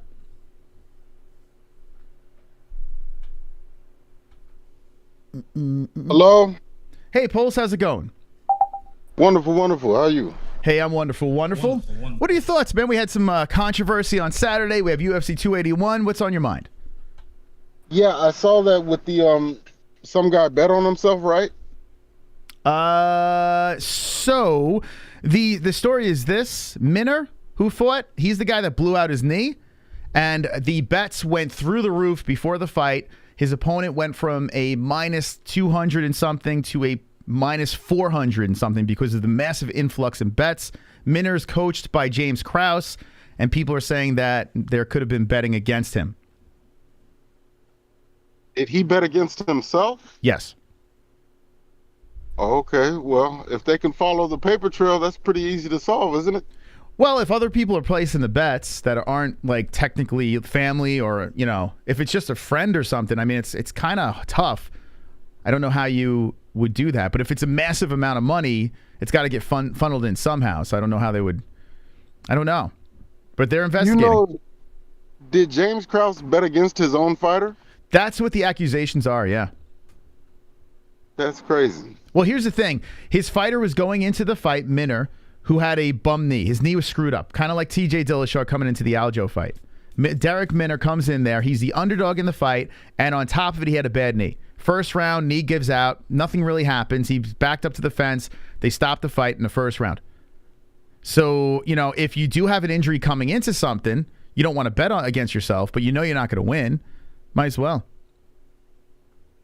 Yeah, that's crazy, but I kind of feel like they opened up the door to themselves on this. They're sponsored by DraftKings and FanDuel and such, so I feel like they brought this on themselves. Yeah, the UFC let it go too long. Now they just put into play that, hey, fighters, coaches can't do this, but why did they let it go as long as they did? That's the big question mark.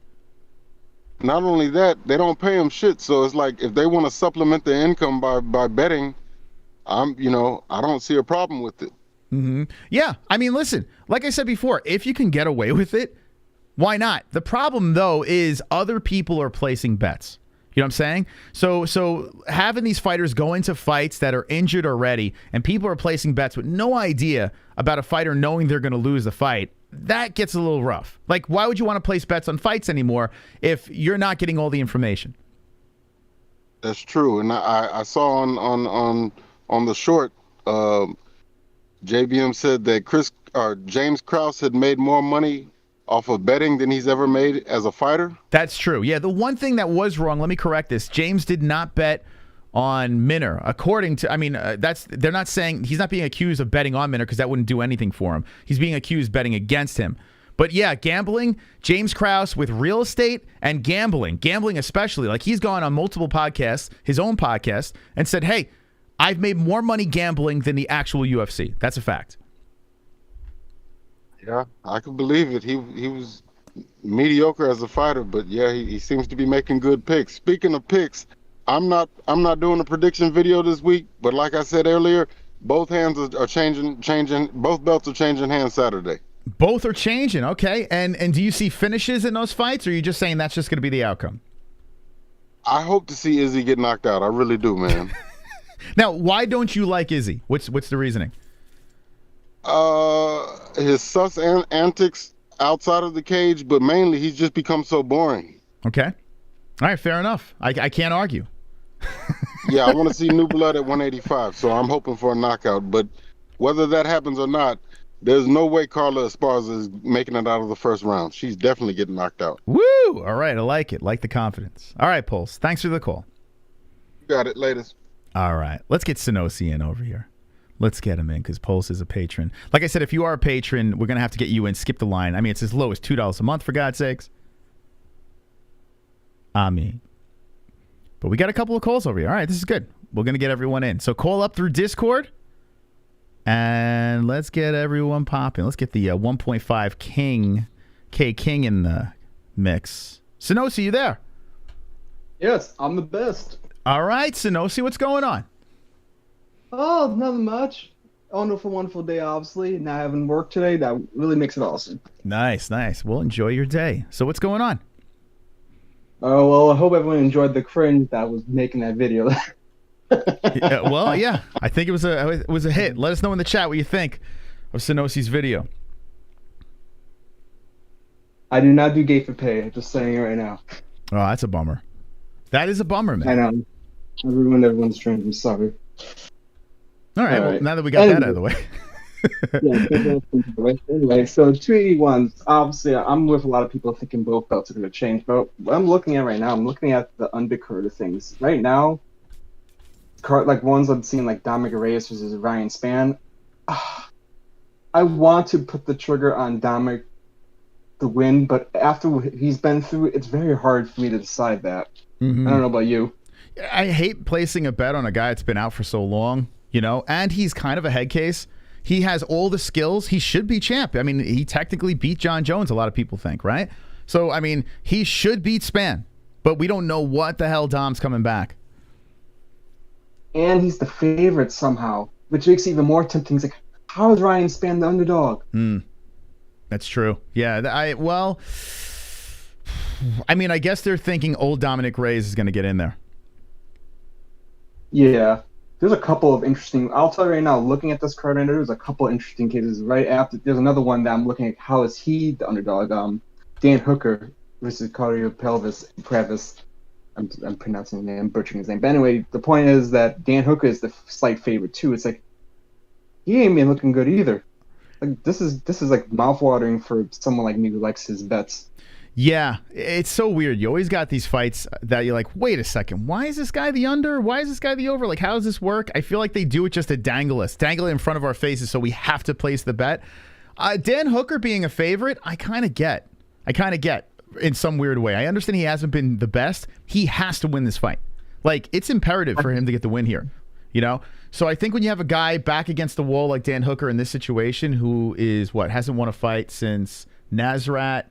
That was September. Yeah, that was his last one. He had 2 losses in a row after each one. Yeah. So he lost to Poirier, Chandler, Makhachev, Arnold Allen. All the guys that he lost to are legit, you got interim champions, you got multi-organization, like Michael Chandler's a beast, Islam Makhachev's the champion, Arnold Allen will be a champion. He is at least fight for a belt. That's inevitable. Like there are guys out there that he lost to, not the worst losses. And Nasrat is a tough, durable guy, and went there and beat them unanimous. So, in this fight, yeah, he could win. It's very. Let's see, Puelas. Let's look at his resume over here. He's on a nice run. Prince of Peru. That's an awesome nickname.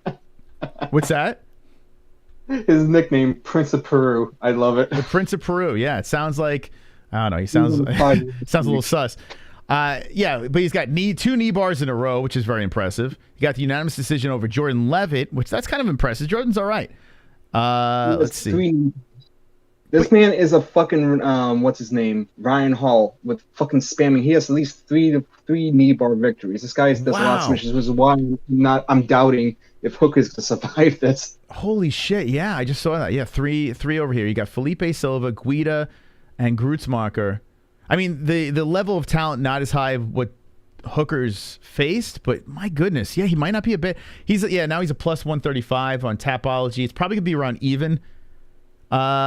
Wow, maybe. If he's still plus money, yeah. I looked at it. Yeah, I looked at this last night, and I was just for curiosity. It's like, okay, Levitt, okay, that's decent. Grutzmacher, Guida, owed, but that guy, you don't submit him easily with his wrestling pedigree. I'm thinking. Dan Hooker's a pure striker. This guy is submitting everyone. Ugh.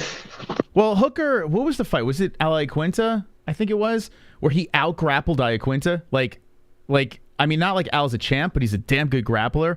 And I tell you, Hooker made it look easy. So Hooker could grapple. He could. I mean, unless he's fighting Makhachev. That was 2019. That's been some time. He's been a big guy. That was back when he was still doing good. Yeah. So. But yeah, I know Al's not the best. I see Al sucks, but Al's a really good grappler. Like, look what Khabib. I mean, say what you will. I have my things with that, but regardless, he can fucking grapple. It's not like Al's a wrestler.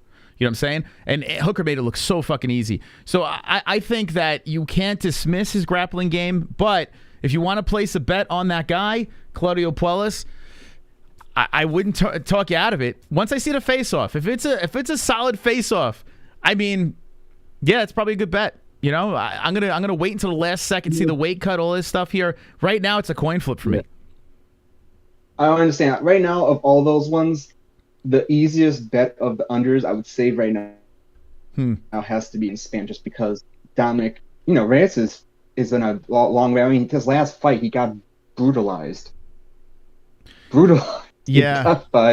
Even though he had a good fight with him, but it's like, I don't know if you come back from that. That fight, I mean, yeah, one of the best fights I've ever seen. Yuri Prochazka, I mean, a war, got finished, but I mean, he went in there and just went ham on. Like, they went back and forth. It was incredible. Look at the guys he lost to. Prochazka, a champ. Blachowicz, a champ. John Jones, the GOAT. So when you see that resume over there, you got to say, okay, listen, Dom's no scrub. But being out of the cage that long, you don't know where his head's at. And clearly he does have some issues going on inside the ears. He's like made it sound like that. And then you got Ryan Spann, who's like the most unpredictable dude in the world. Like, he's scary, but he's not scary good. He's just a powerful, scary dude. So does the power hold up Spann? I mean, if it just comes into a striking match between the two, I would imagine that Reyes is a clear better striker. But Ryan does have the power. Spann lost to Walker. Sorry, go ahead. No, I was just going through the guys he lost. He lost to Anthony Smith and Johnny Walker. Say what you will with that. But not the resume that Dominic Reyes has. No. It's very tricky. It could be either or. It's not the worst underdog. But no, the one underdog I want to almost put a bet on, just for the nostalgia, because I know it's his last fight, Frankie Edgar. I feel so bad. It's like, I want to put it so badly, but I don't know if I can. Yeah, there are fights that I just want to stay the hell away from. Think I'd be more better just put a prop bet of Frankie getting finished at this point. Yeah. His career. It's sad for me to say that. It's like, if he get KO'd, I mean, he's been KO'd 3 times for 3 of his 4 last losses. It's like, listen, if I want to put a prop bet for Chris, of all people, knock him out, it's like, I could see it. I mean, he did a spinning back fist in his last. Yeah, I mean, there are fights on this card. I mean, unless you want to have fun with the props or whatever, I would stay the hell away from. Like, the Dominic Reyes fight, I would stay away from. That long of a break, you don't know where he's at. Like, I don't think you can get a really strong read on how that thing's going to go. The Hooker fight, I mean, you got a guy that's so back against the wall. Right now, unless you see something crazy at the weigh-ins or the face-offs, I would stay away from that too, because, like, you have a wounded animal in Hooker. Puelles is a hungry young guy that's coming up. He's, 26 years of age. Hooker's bouncing back and forth from weight classes. Frankie Edgar fight. Who the hell knows what's left in Frankie? The guy had a solid-ass chin, and then all of a sudden that chin is done. It's gone, man. Like, he has been... His face melted in his last fight. So, I mean, these are fights that... they're tough to bet on. Oh, I agree. I'm going to put, like, a very small prop because, like you said, it's too chaotic. Now, interesting enough, though, the one with the biggest difference has to be the Molly McCann fight. Yeah, let's look at it. Where's Molly? Who's Meatball Molly over here? I almost want to put a bet on her almost just because of what she's been doing, just because she's been entertaining. I don't think she's going to win this fight. Ooh, man. Yeah, what a step up for her, right? Fuck, yeah, it's like Molly's going to get smashed. She's going to get fucking smashed. Blanchfield's too good. I don't want it to. Yeah, I don't know. I know you're crazy, man. You'll go all in. You see that plus money, you go nuts. But it's not always. I avoid. I mean, the last one that worked really well for me was Chris Barnett, and I had bragging rights for calling that one, just because Chris Barnett, no one thought he was going to win that fight. Well, I mean, I wish you the best of luck. I hate this. I hate this under. I mean, if Molly wins this thing, I mean, talk about catapult into superstardom. Like, the Garden's going to lose their mind. She's going to hop over the cage and start doing her drinks and high fives and chest bumps or whatever. I have a theory with her. I think the whole thing with Patty is just getting her more strength or something. You know, like whereas Hamzat and Darren Till's kind of the opposite. I think it's the inverse. Like Molly's been doing better since she's been hanging around Patty. Yeah. Yeah, well, this is like, has she won? Like, in the Kim fight, was she on the same card as Patty there? Because I feel like she's winning because she's with Patty. She doesn't have him now. Unless he's going to, he might be in the building. Oh, no. I hope he's in the building because you're right. The last 2 fights she had, they were both on the same. Oh fuck! Here we go. The Kim card. Let me see this card. Fuck! I can't believe I could put a bet on her now. I was counting on Patty being there. I forgot. He might be in the building to support her. I would imagine he'll be there. Let's see. Fight night. Let's see if Patty was on this card. The Brunson Till card. Was he on this one? I don't think he was. Oh, he was. On the last. Yep. Yeah, last 3 cards. Let's see. That's when the streak started. Fuck. All right, Lara Fritzen. She lost to Lara Fritzen. This is Overeem versus Volkov. Was Patty on this card? Patty wasn't even in the UFC. Nope. Yet. Yep, he was not. He was not in the UFC. Fuck, we know. Damn. Okay, I'll have to pull the trigger for that one. I wanted to, but now. Yeah. Ooh. He's not. I mean, he'll probably be in the building rooting her on, but he's not competing. So. I think them fighting on the same card together is a whole different level, though. Yeah, I think him watching. Molly's gonna get smashed. I honestly, she's hit her peak. She's gonna run into a wall here. She's getting submitted. That's my prediction. Now that I'm looking at, I don't think she's gonna KO Molly, but I think she's either gonna drive a decision or snatch her neck or something. Mm-hmm. All right. Anything else, Sonosi? No, that was it. I've just noticed. I mean, I already know Izzy's gonna get knocked out. That's my dream, just so I can have bragging rights. I know Jesse is the other way around, and Weili, we saw what she did to Zagano lifting him up, so I think she's gonna ground and pound poor Carla to death. Okay. All right. Very good. Thank you, Sonosi. All right. Peace. Okay. There's Sonosi calling in from the Discord. Soft Taco Dragon. Let's see. Soft Taco Dragon, you there? Yeah, I'm here. Hey, what's up, Taco? What's going on, man? How you doing? I've been better, you know. Okay. Well, let's rattle through this. What do you got? 281 last Saturday. What's on your mind? All right, 281. Oh shit! Come on. I got Izzy. I got Izzy in a decision. Okay, Izzy by a decision. I think that's fair. That's not a bad prediction. Okay. And then Poirier versus Chandler. It can go 2 different ways. Poirier can outbox him, or Chandler can get really confused of him outboxing him and just wrestle him for the 3 rounds. Okay. 2 ways. So where are you leaning? I'm going Poirier. Poirier for the dub. Okay. I'm with you on that. Because because they want to do Islam versus Alexander Volkov for the lightweight belt, but now they might go for Poirier versus Chandler for the winner for the fight Islam. Mm-hmm. Okay. Like it. What else you got on your mind? I haven't been on here for a little bit because I've been in school and everything. Okay. So I'm gonna go back to 280. 280. UFC 280. Okay. We got. So I was watching O'Malley versus Peter Yan. I can see why people say, it was a robbery and everything, but I think Peter Yan actually won that fight. Okay. I would say they should run it back, but I don't think Peter Yan's gonna want to run it back because I don't know, it's Peter Yan, and then we have Sterling versus TJ. It was very iffy on that fight because I've been watching TJ. I remember when he first won the belt. I was like kind of rooting for him, and then I heard that when I looked at it and he said, "Oh, I was fighting with one arm." I said, "Man, why didn't you just pull out the fucking fight? If you're injured that bad, why didn't you just pull out the damn fight?" Well, I think the counter argument is the fact that they just want to get paid. And in his, I mean, I guess because he's a competitor and he thinks that he still could win. He says he's gone. So his argument from the interviews that I've heard is he, even with the injury, thought he can get the dub. He's done it before. He's been injured with that shoulder before and he's won. in previous situations. He doesn't think Aljo is that good, so he can go in there, just pop it back into place if it gets out of hand, and still collect the dub. So I think he was delusional in that aspect. He wanted to catch a check and this and that. But when you're on a long break, you're pushing 40 years of age, your body's breaking down more and more. What you did as a young man doesn't necessarily work at this stage of the game. And you're off the sauce. So it was a reckless move. It was.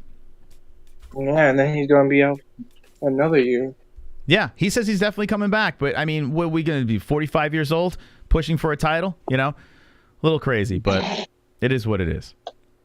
And then Islam versus Charles. Man, that was a good fight. I'm not going to lie.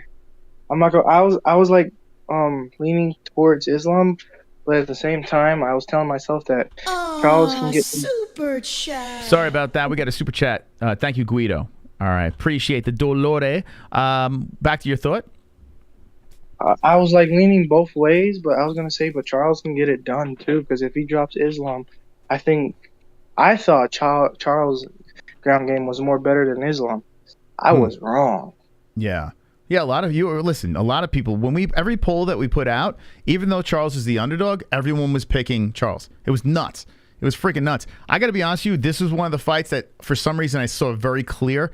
I respect Islam's game all the way up. Everyone was saying who he fought. It's not about who he fought. Is you can just see where the skill is at and how it's increasingly developed. You see how well he's coached. You see his mindset. He's not the type of guy that gets broken. And then the nail in the coffin was the face-off. I don't know if you took anything from that, but when Islam stood right in front of Charles Oliveira, did not back down, big head on big head, it was the first time where I felt the intimidation factor of Charles Oliveira going into a fight has been nullified. And that was it. Yeah. Islam just was the better guy. Yeah. But if whoever wins Saturday night between Poirier and Chandler, I should say they should, let's just say Poirier wins. He should fight one more time before getting the Islam fight.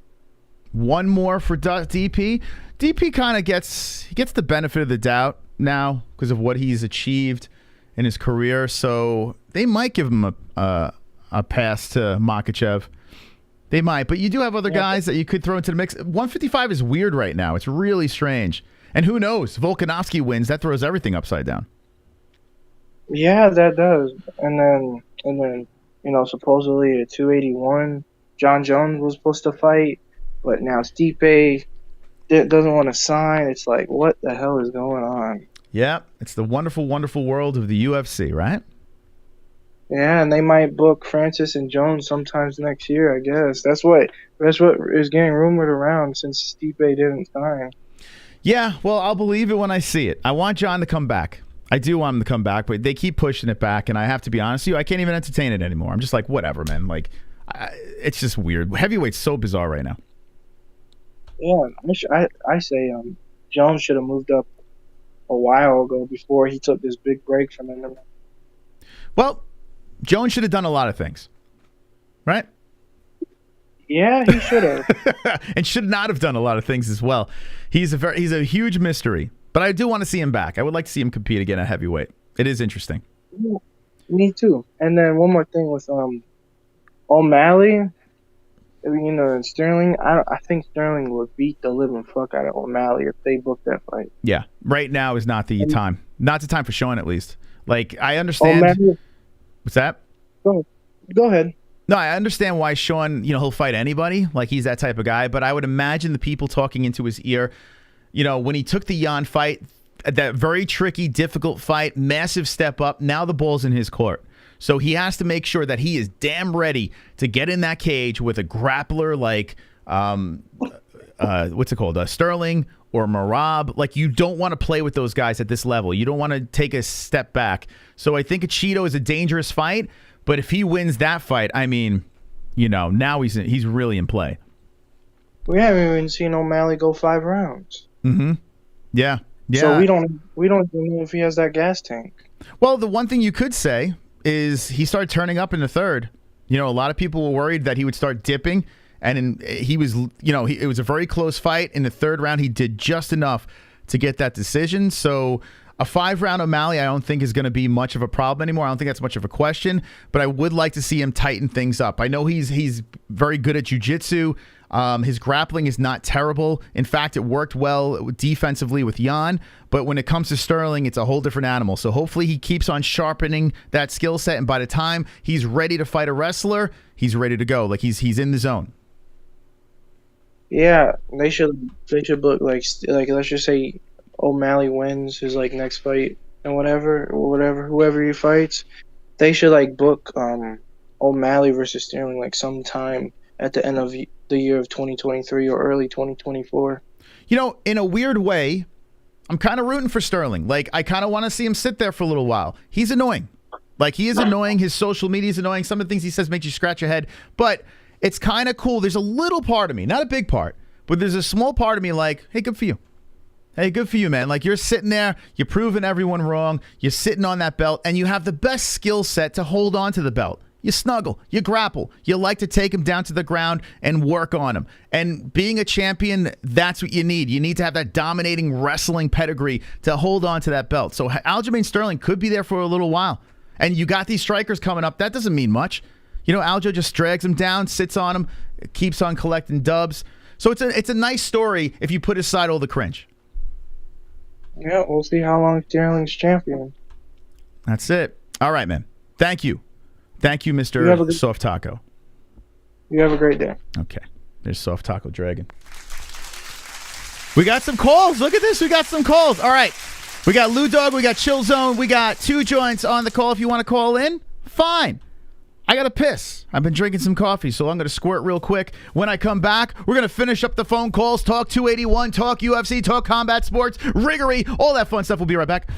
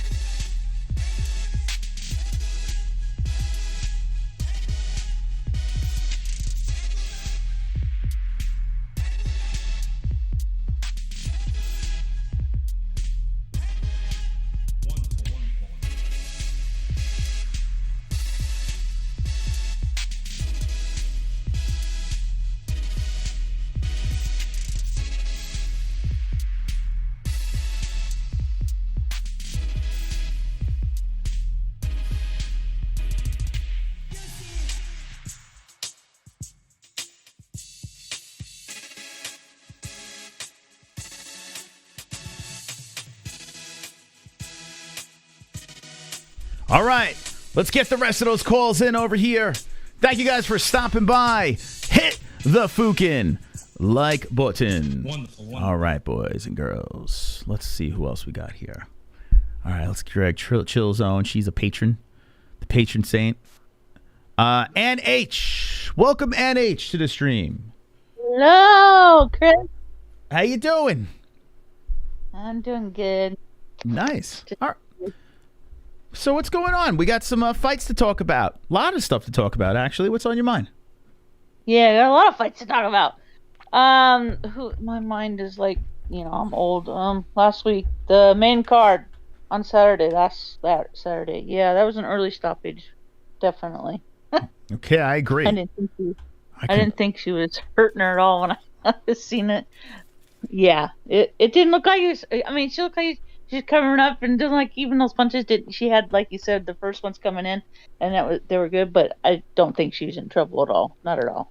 You know, it's funny. Like when I showed Jessie on air, she didn't even, have the conversation. Quick stop, bad stop, whatever. She didn't even see the fight. Right? I showed her the highlight of the last sequence of the actual stoppage. Right? On air, we showed her. She looks at the footage, and the immediate reaction was, "Ooh!" She started shaking her head. No. Like, she didn't agree with the stoppage. Like, that was the instant reaction watching it with no bias, no hearing from anyone else, looks at the replay and just starts shaking her head. If that's what's happening, people are looking at this and be like, I don't know, right off the bat, without even like being tainted by anyone else's opinions.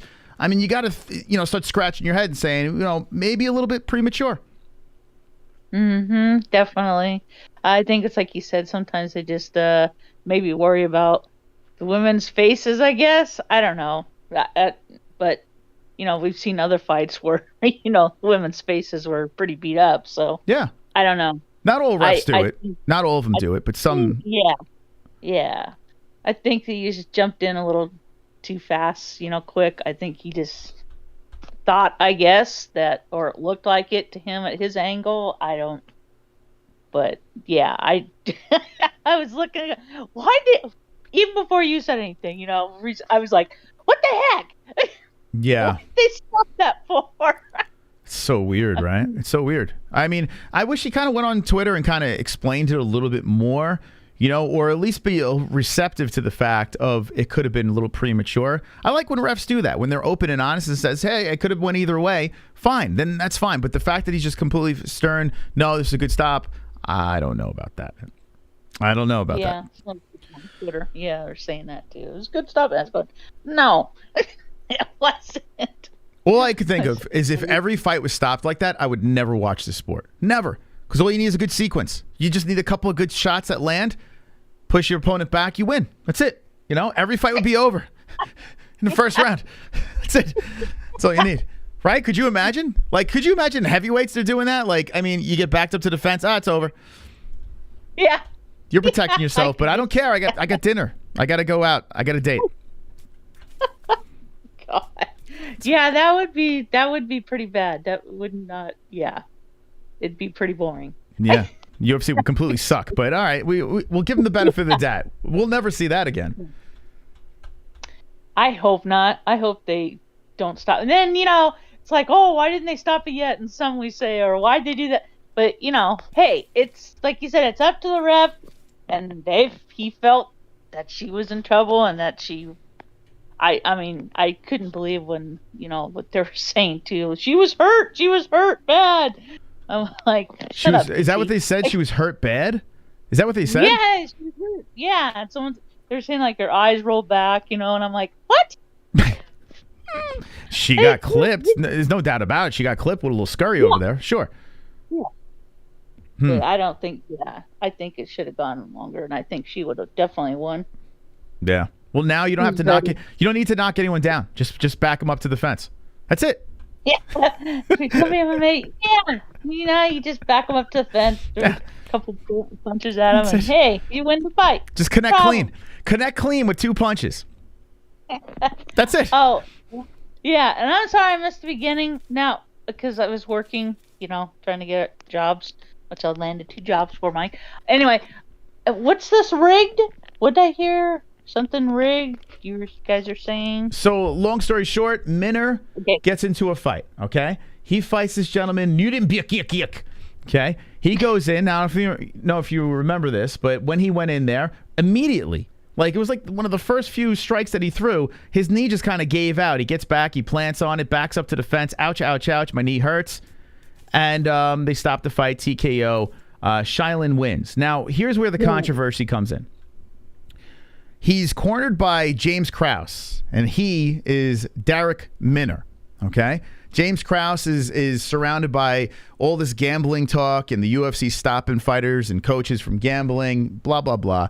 The suspicious part is right before this fight happened, Minner went from a plus 200 and something underdog, and it skyrocketed to a plus 400 because of an influx in bets going against Minner. So, whoa. Yeah. So, I mean, big, to the point where they're investigating.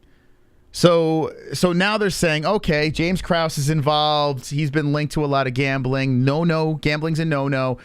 Was this a situation knowing about a pre-existing injury? They just wanted to cash in. Never know. Could. Yeah. Like you said, that's why I thought it was weird when I heard that MMA, they can bet. in the fights, you know. Little weird, I always yeah. thought that was weird. Yeah, I always thought that was weird.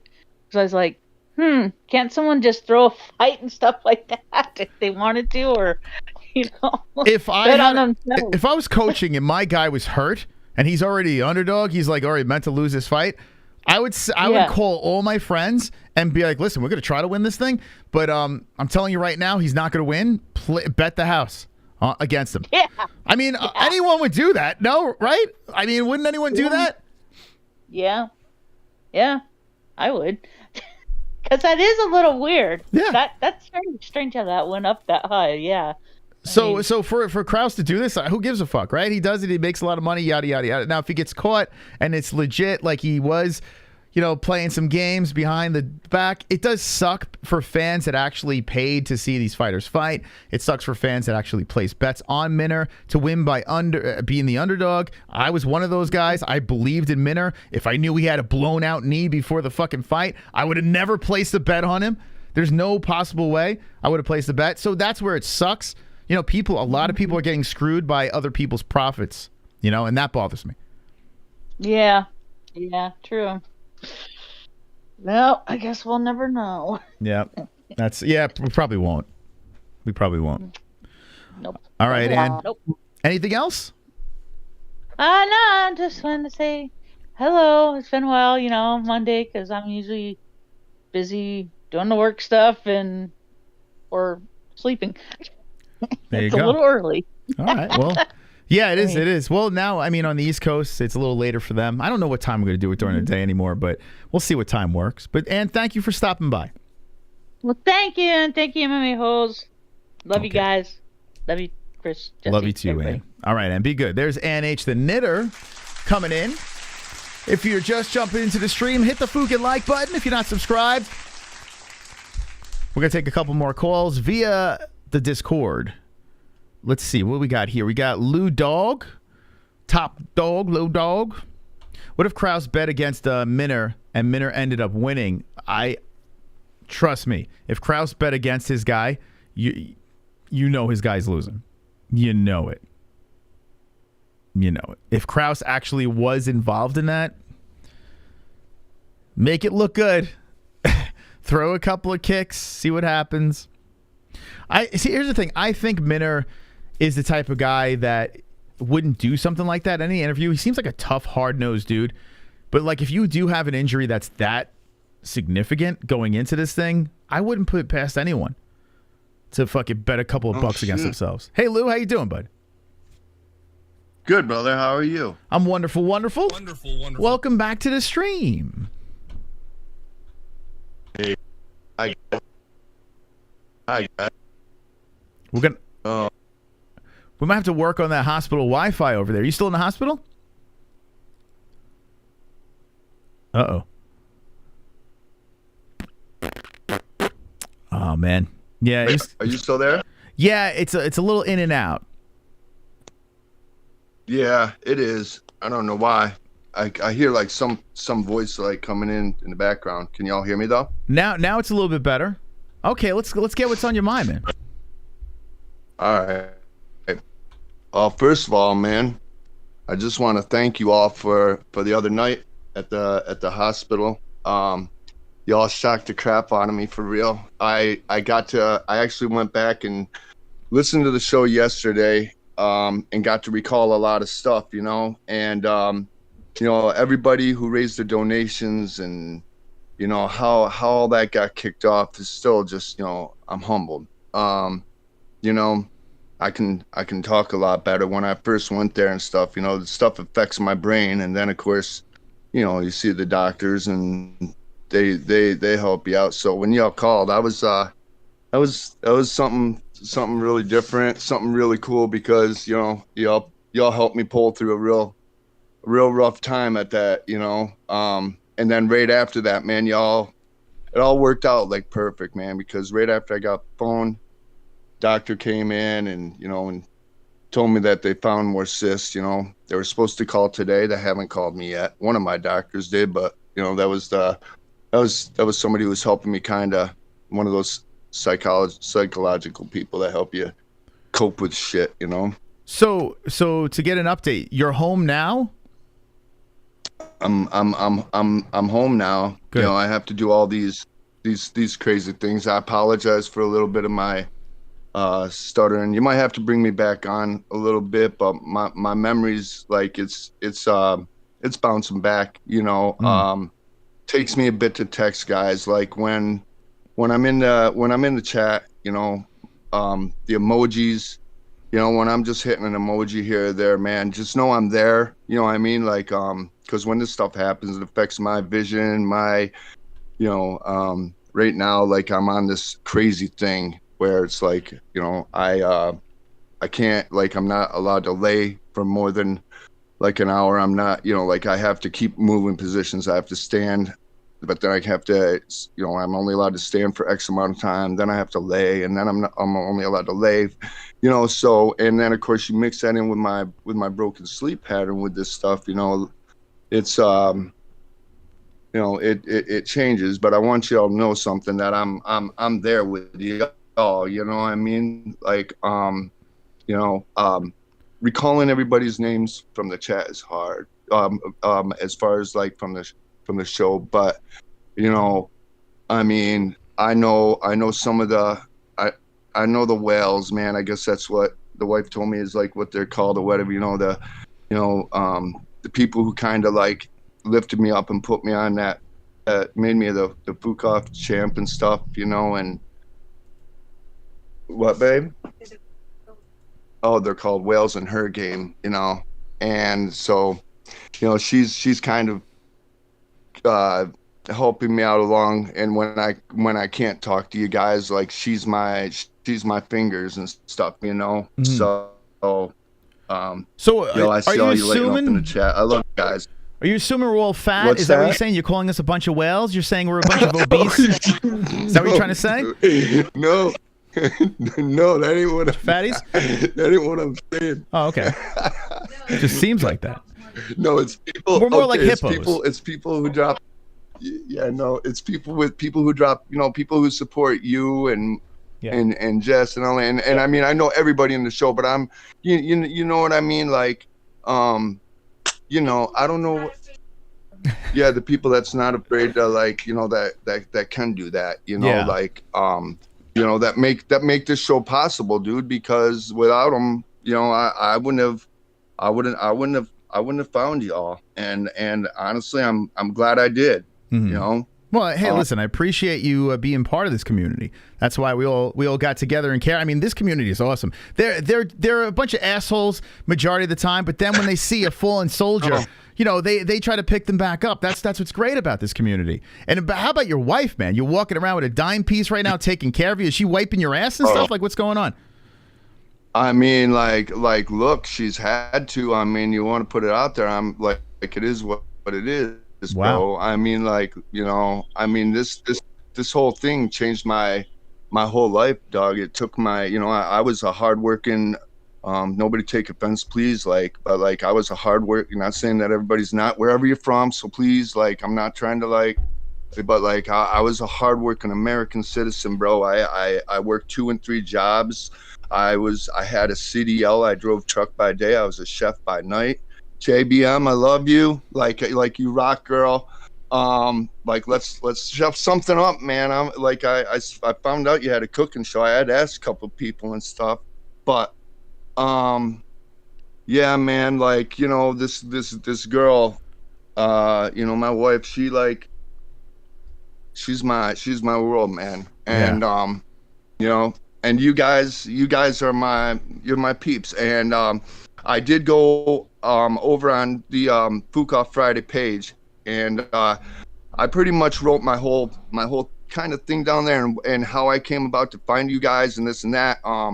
You know, I didn't go on there for simply or nothing like that. In fact, Moss, don't change who the frick you are, okay, dude? Because, like, you know, like you make fun of real life situations, but man, sometimes people like me need that, bro, because I don't always want to be stuck with the serious shit. You feel me? I hear you, man. Well, that's the thing. Like, the life at the end of the day, no matter what, it's always a depressing story. We all die. at one point, right? So I look at it like man. this. We don't know when our life is done. We don't know when our time on this earth is done. So I look at it like this. Let's make the best of it. Let's have fun with it. I'm not saying poke fun of serious situations, or maybe I am. I don't know. Let's laugh. You know, at the end of the day, we all want you to prevail. We want you to rise to the top. We think you will. You know, but you make a couple of jokes here and there. You have a couple of laughs, and then you beat whatever's going on. Hey man, it's like I said in the chat, like, look, man, if you can't handle being picked on a little bit, if you know, and I said, I put it out there, I'm like, you know, look, you know, Moss picks on everybody, like, you know, and that's what's great about it, man. You come here, you know, I come here, I'm Lou Dog, yeah, but I'm an MMA hole. You feel me? Like, everybody is an MMA hole. And the thing is like, if you can't hang, if you can't take getting picked on a little bit, man, you ain't never going to make it to be MMA hole status, because we're a rare breed. That's right, man. I like that. Well put. Look at that. A round of applause for Lou Dog. That's right. See, I thought you were going to come on and completely depress us, but you came on and said nice things about the community. Look at that. You went full circle. Like that. Yeah, dude. Listen, I don't want nobody to sit there and say like, "Oh, this is like simple." No, bro. This is it's a victory thing that's happening. Okay, right. It's a victory thing, dog. Like, it's totally opposite, you know. And that's why I apologize. I didn't come on and tell everybody like everything. But the thing is, man, is like, who would do that? Okay, I wanted y'all to get to know me, my heart, for real, Lou Dog. You know what I mean? Like, that's right. Not no fake ass bitch. You know what I mean? Sorry. But like, that's it's right. For real. All right, put the wife on the phone and then let's go. Let's get this going here. Is she ready to talk to us? Come on, man. She's like trying to run to the bathroom on me. Come on, I can't chase after you. Shit. Say the whales want to talk to you. Yo, the whales want to talk to you.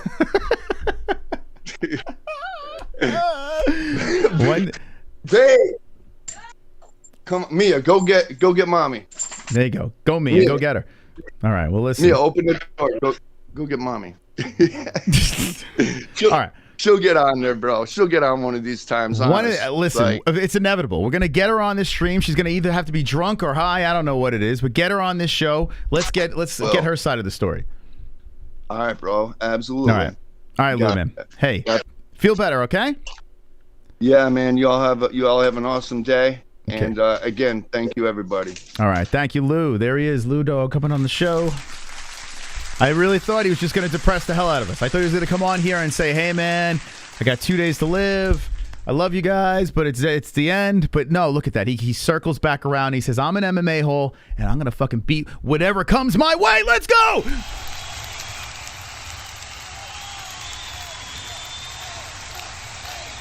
I will not let any lumps get in the way of me and the MMA Holes.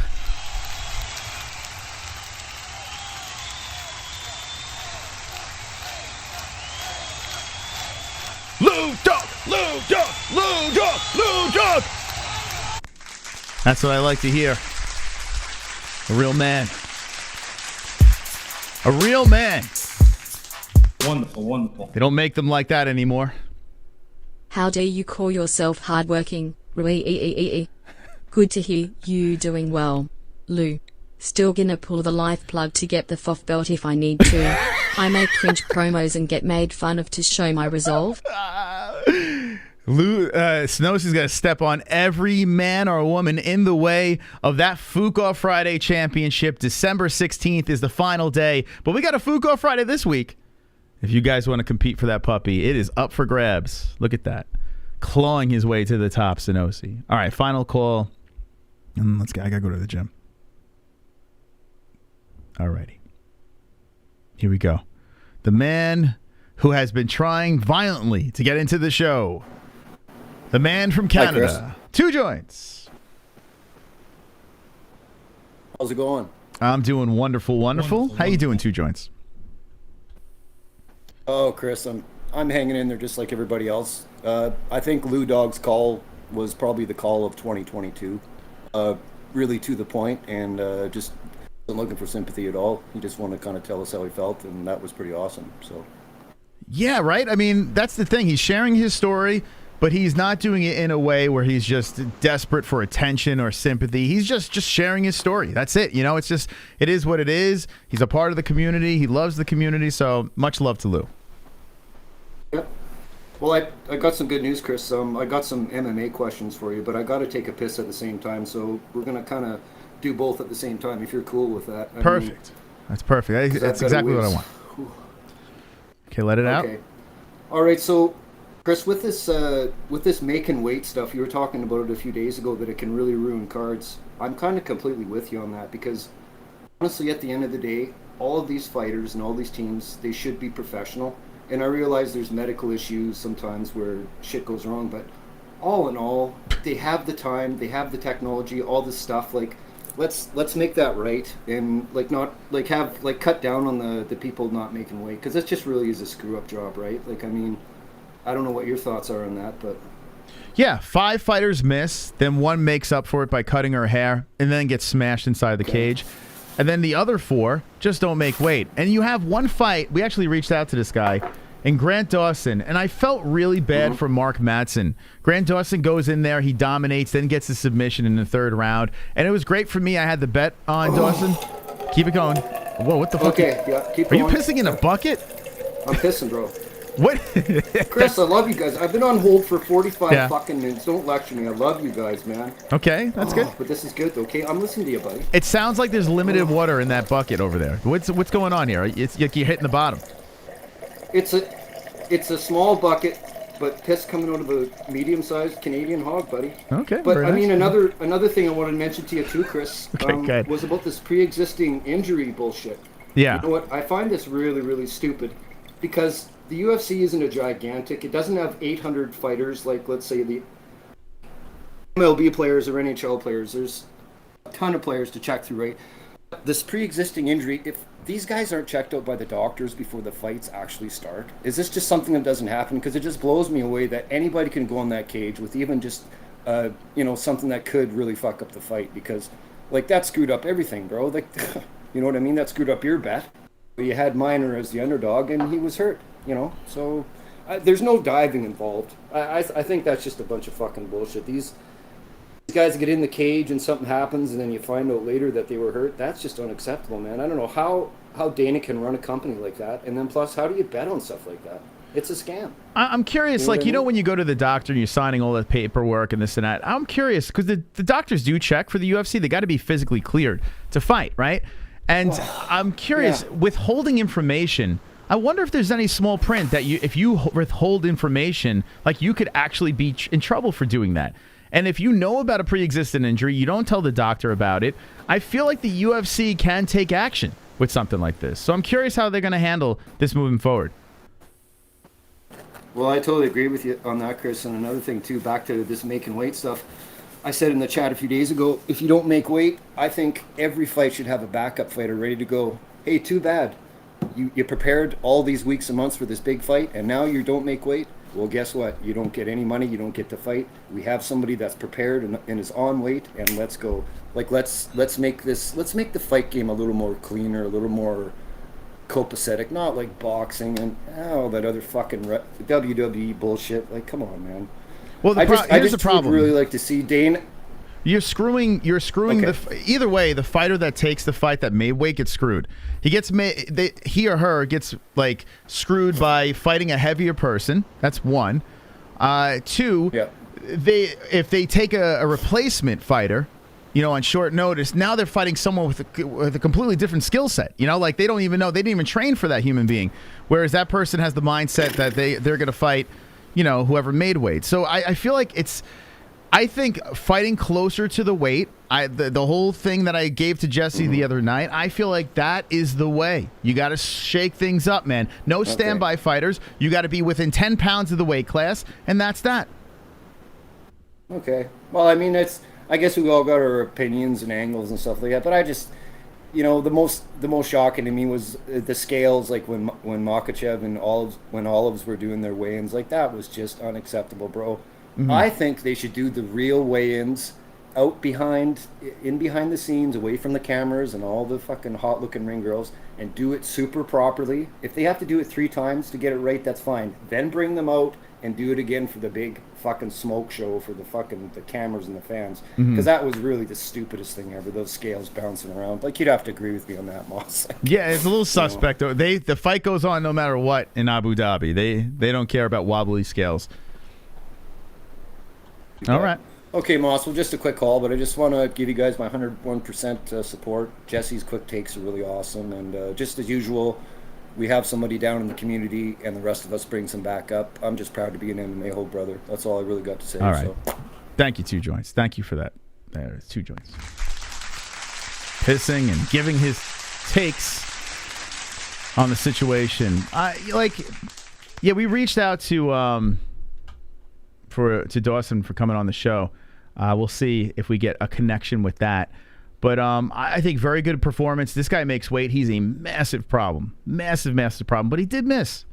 He did miss weight. And he beat a guy with an unblemished resume in Mark Madsen. Mark didn't have to take the fight, but he did. And he got basically out-muscled and outclassed and then submitted in the 3rd round.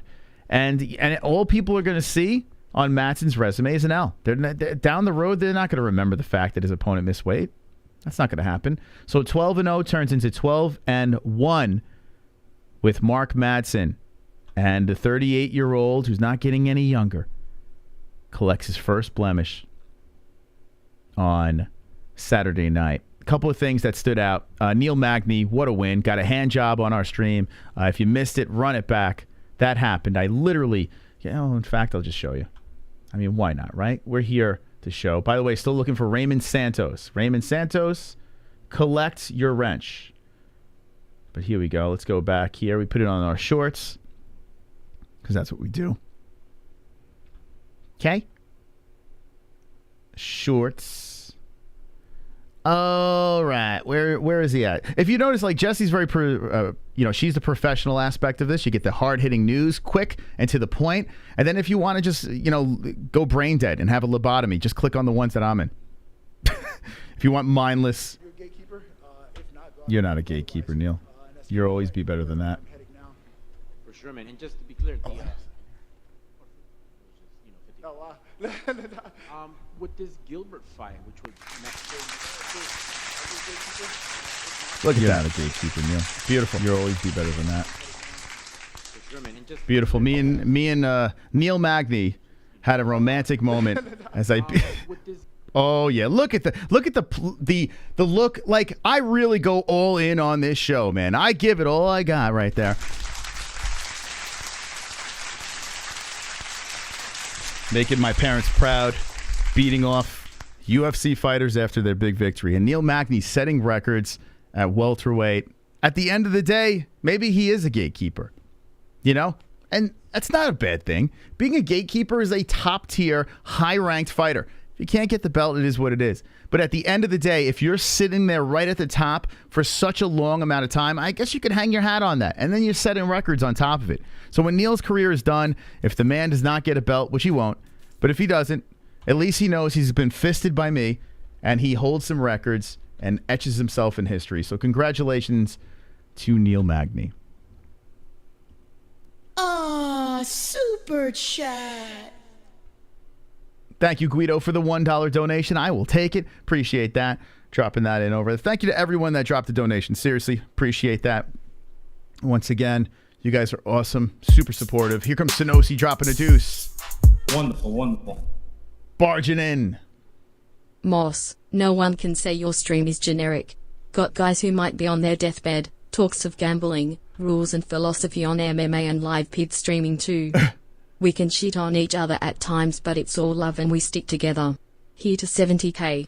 You know what? Without Sonosi's help, we wouldn't be here. So a big thank you to the 1.5K King dropping the $2 donation. And he's correct. This Saturday, we are going to hit 70,000 subscribers. Crash course to 70K with not even one viral video. We're going to get it done for UFC 281 with or without your help. But thankfully, we have a good support system in the MMA Holes that get us to the top, baby. And we are cruising, surging to 70K, taking over the interwebs, destroying anyone in our path. The MMA Holes are here, not to take part, but to take over. Let's go!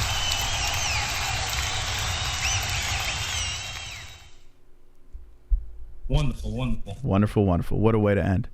100K by 2023. I mean, at the end of this year, the way our numbers were going, we didn't think we were going to hit 70K because we were just chilling. But we had a couple of really strong months on the UFC 280. It was like almost 3,000 subscribers in one night. Like, that is just nuts. That is fucking nuts. So, it's easy. Easy work. And a thank you to you guys and gals out there. Appreciate the people jumping in. If you have not hit the like button, I don't know what you're waiting for. Hit that like button. Smash it up, right? Thank you for the hundo. Thank you to everyone joining in tonight. Thank you to our sponsors. And thank you to Julian Lane for coming on the show. Wednesday will be live. Wednesday night, 9 p.m. Eastern time. Friday will be live. God of War is coming out Wednesday. I'm going to try to get my hands on that. So gaming channel, link in our link tree down below. Click on that or pin in the live chat. Subscribe to our gaming channel. We will be playing God of War really bad. And that's about it. Thank you, Julian Lane, once again for coming on the show. Don't be an a-hole, be an MMA hole.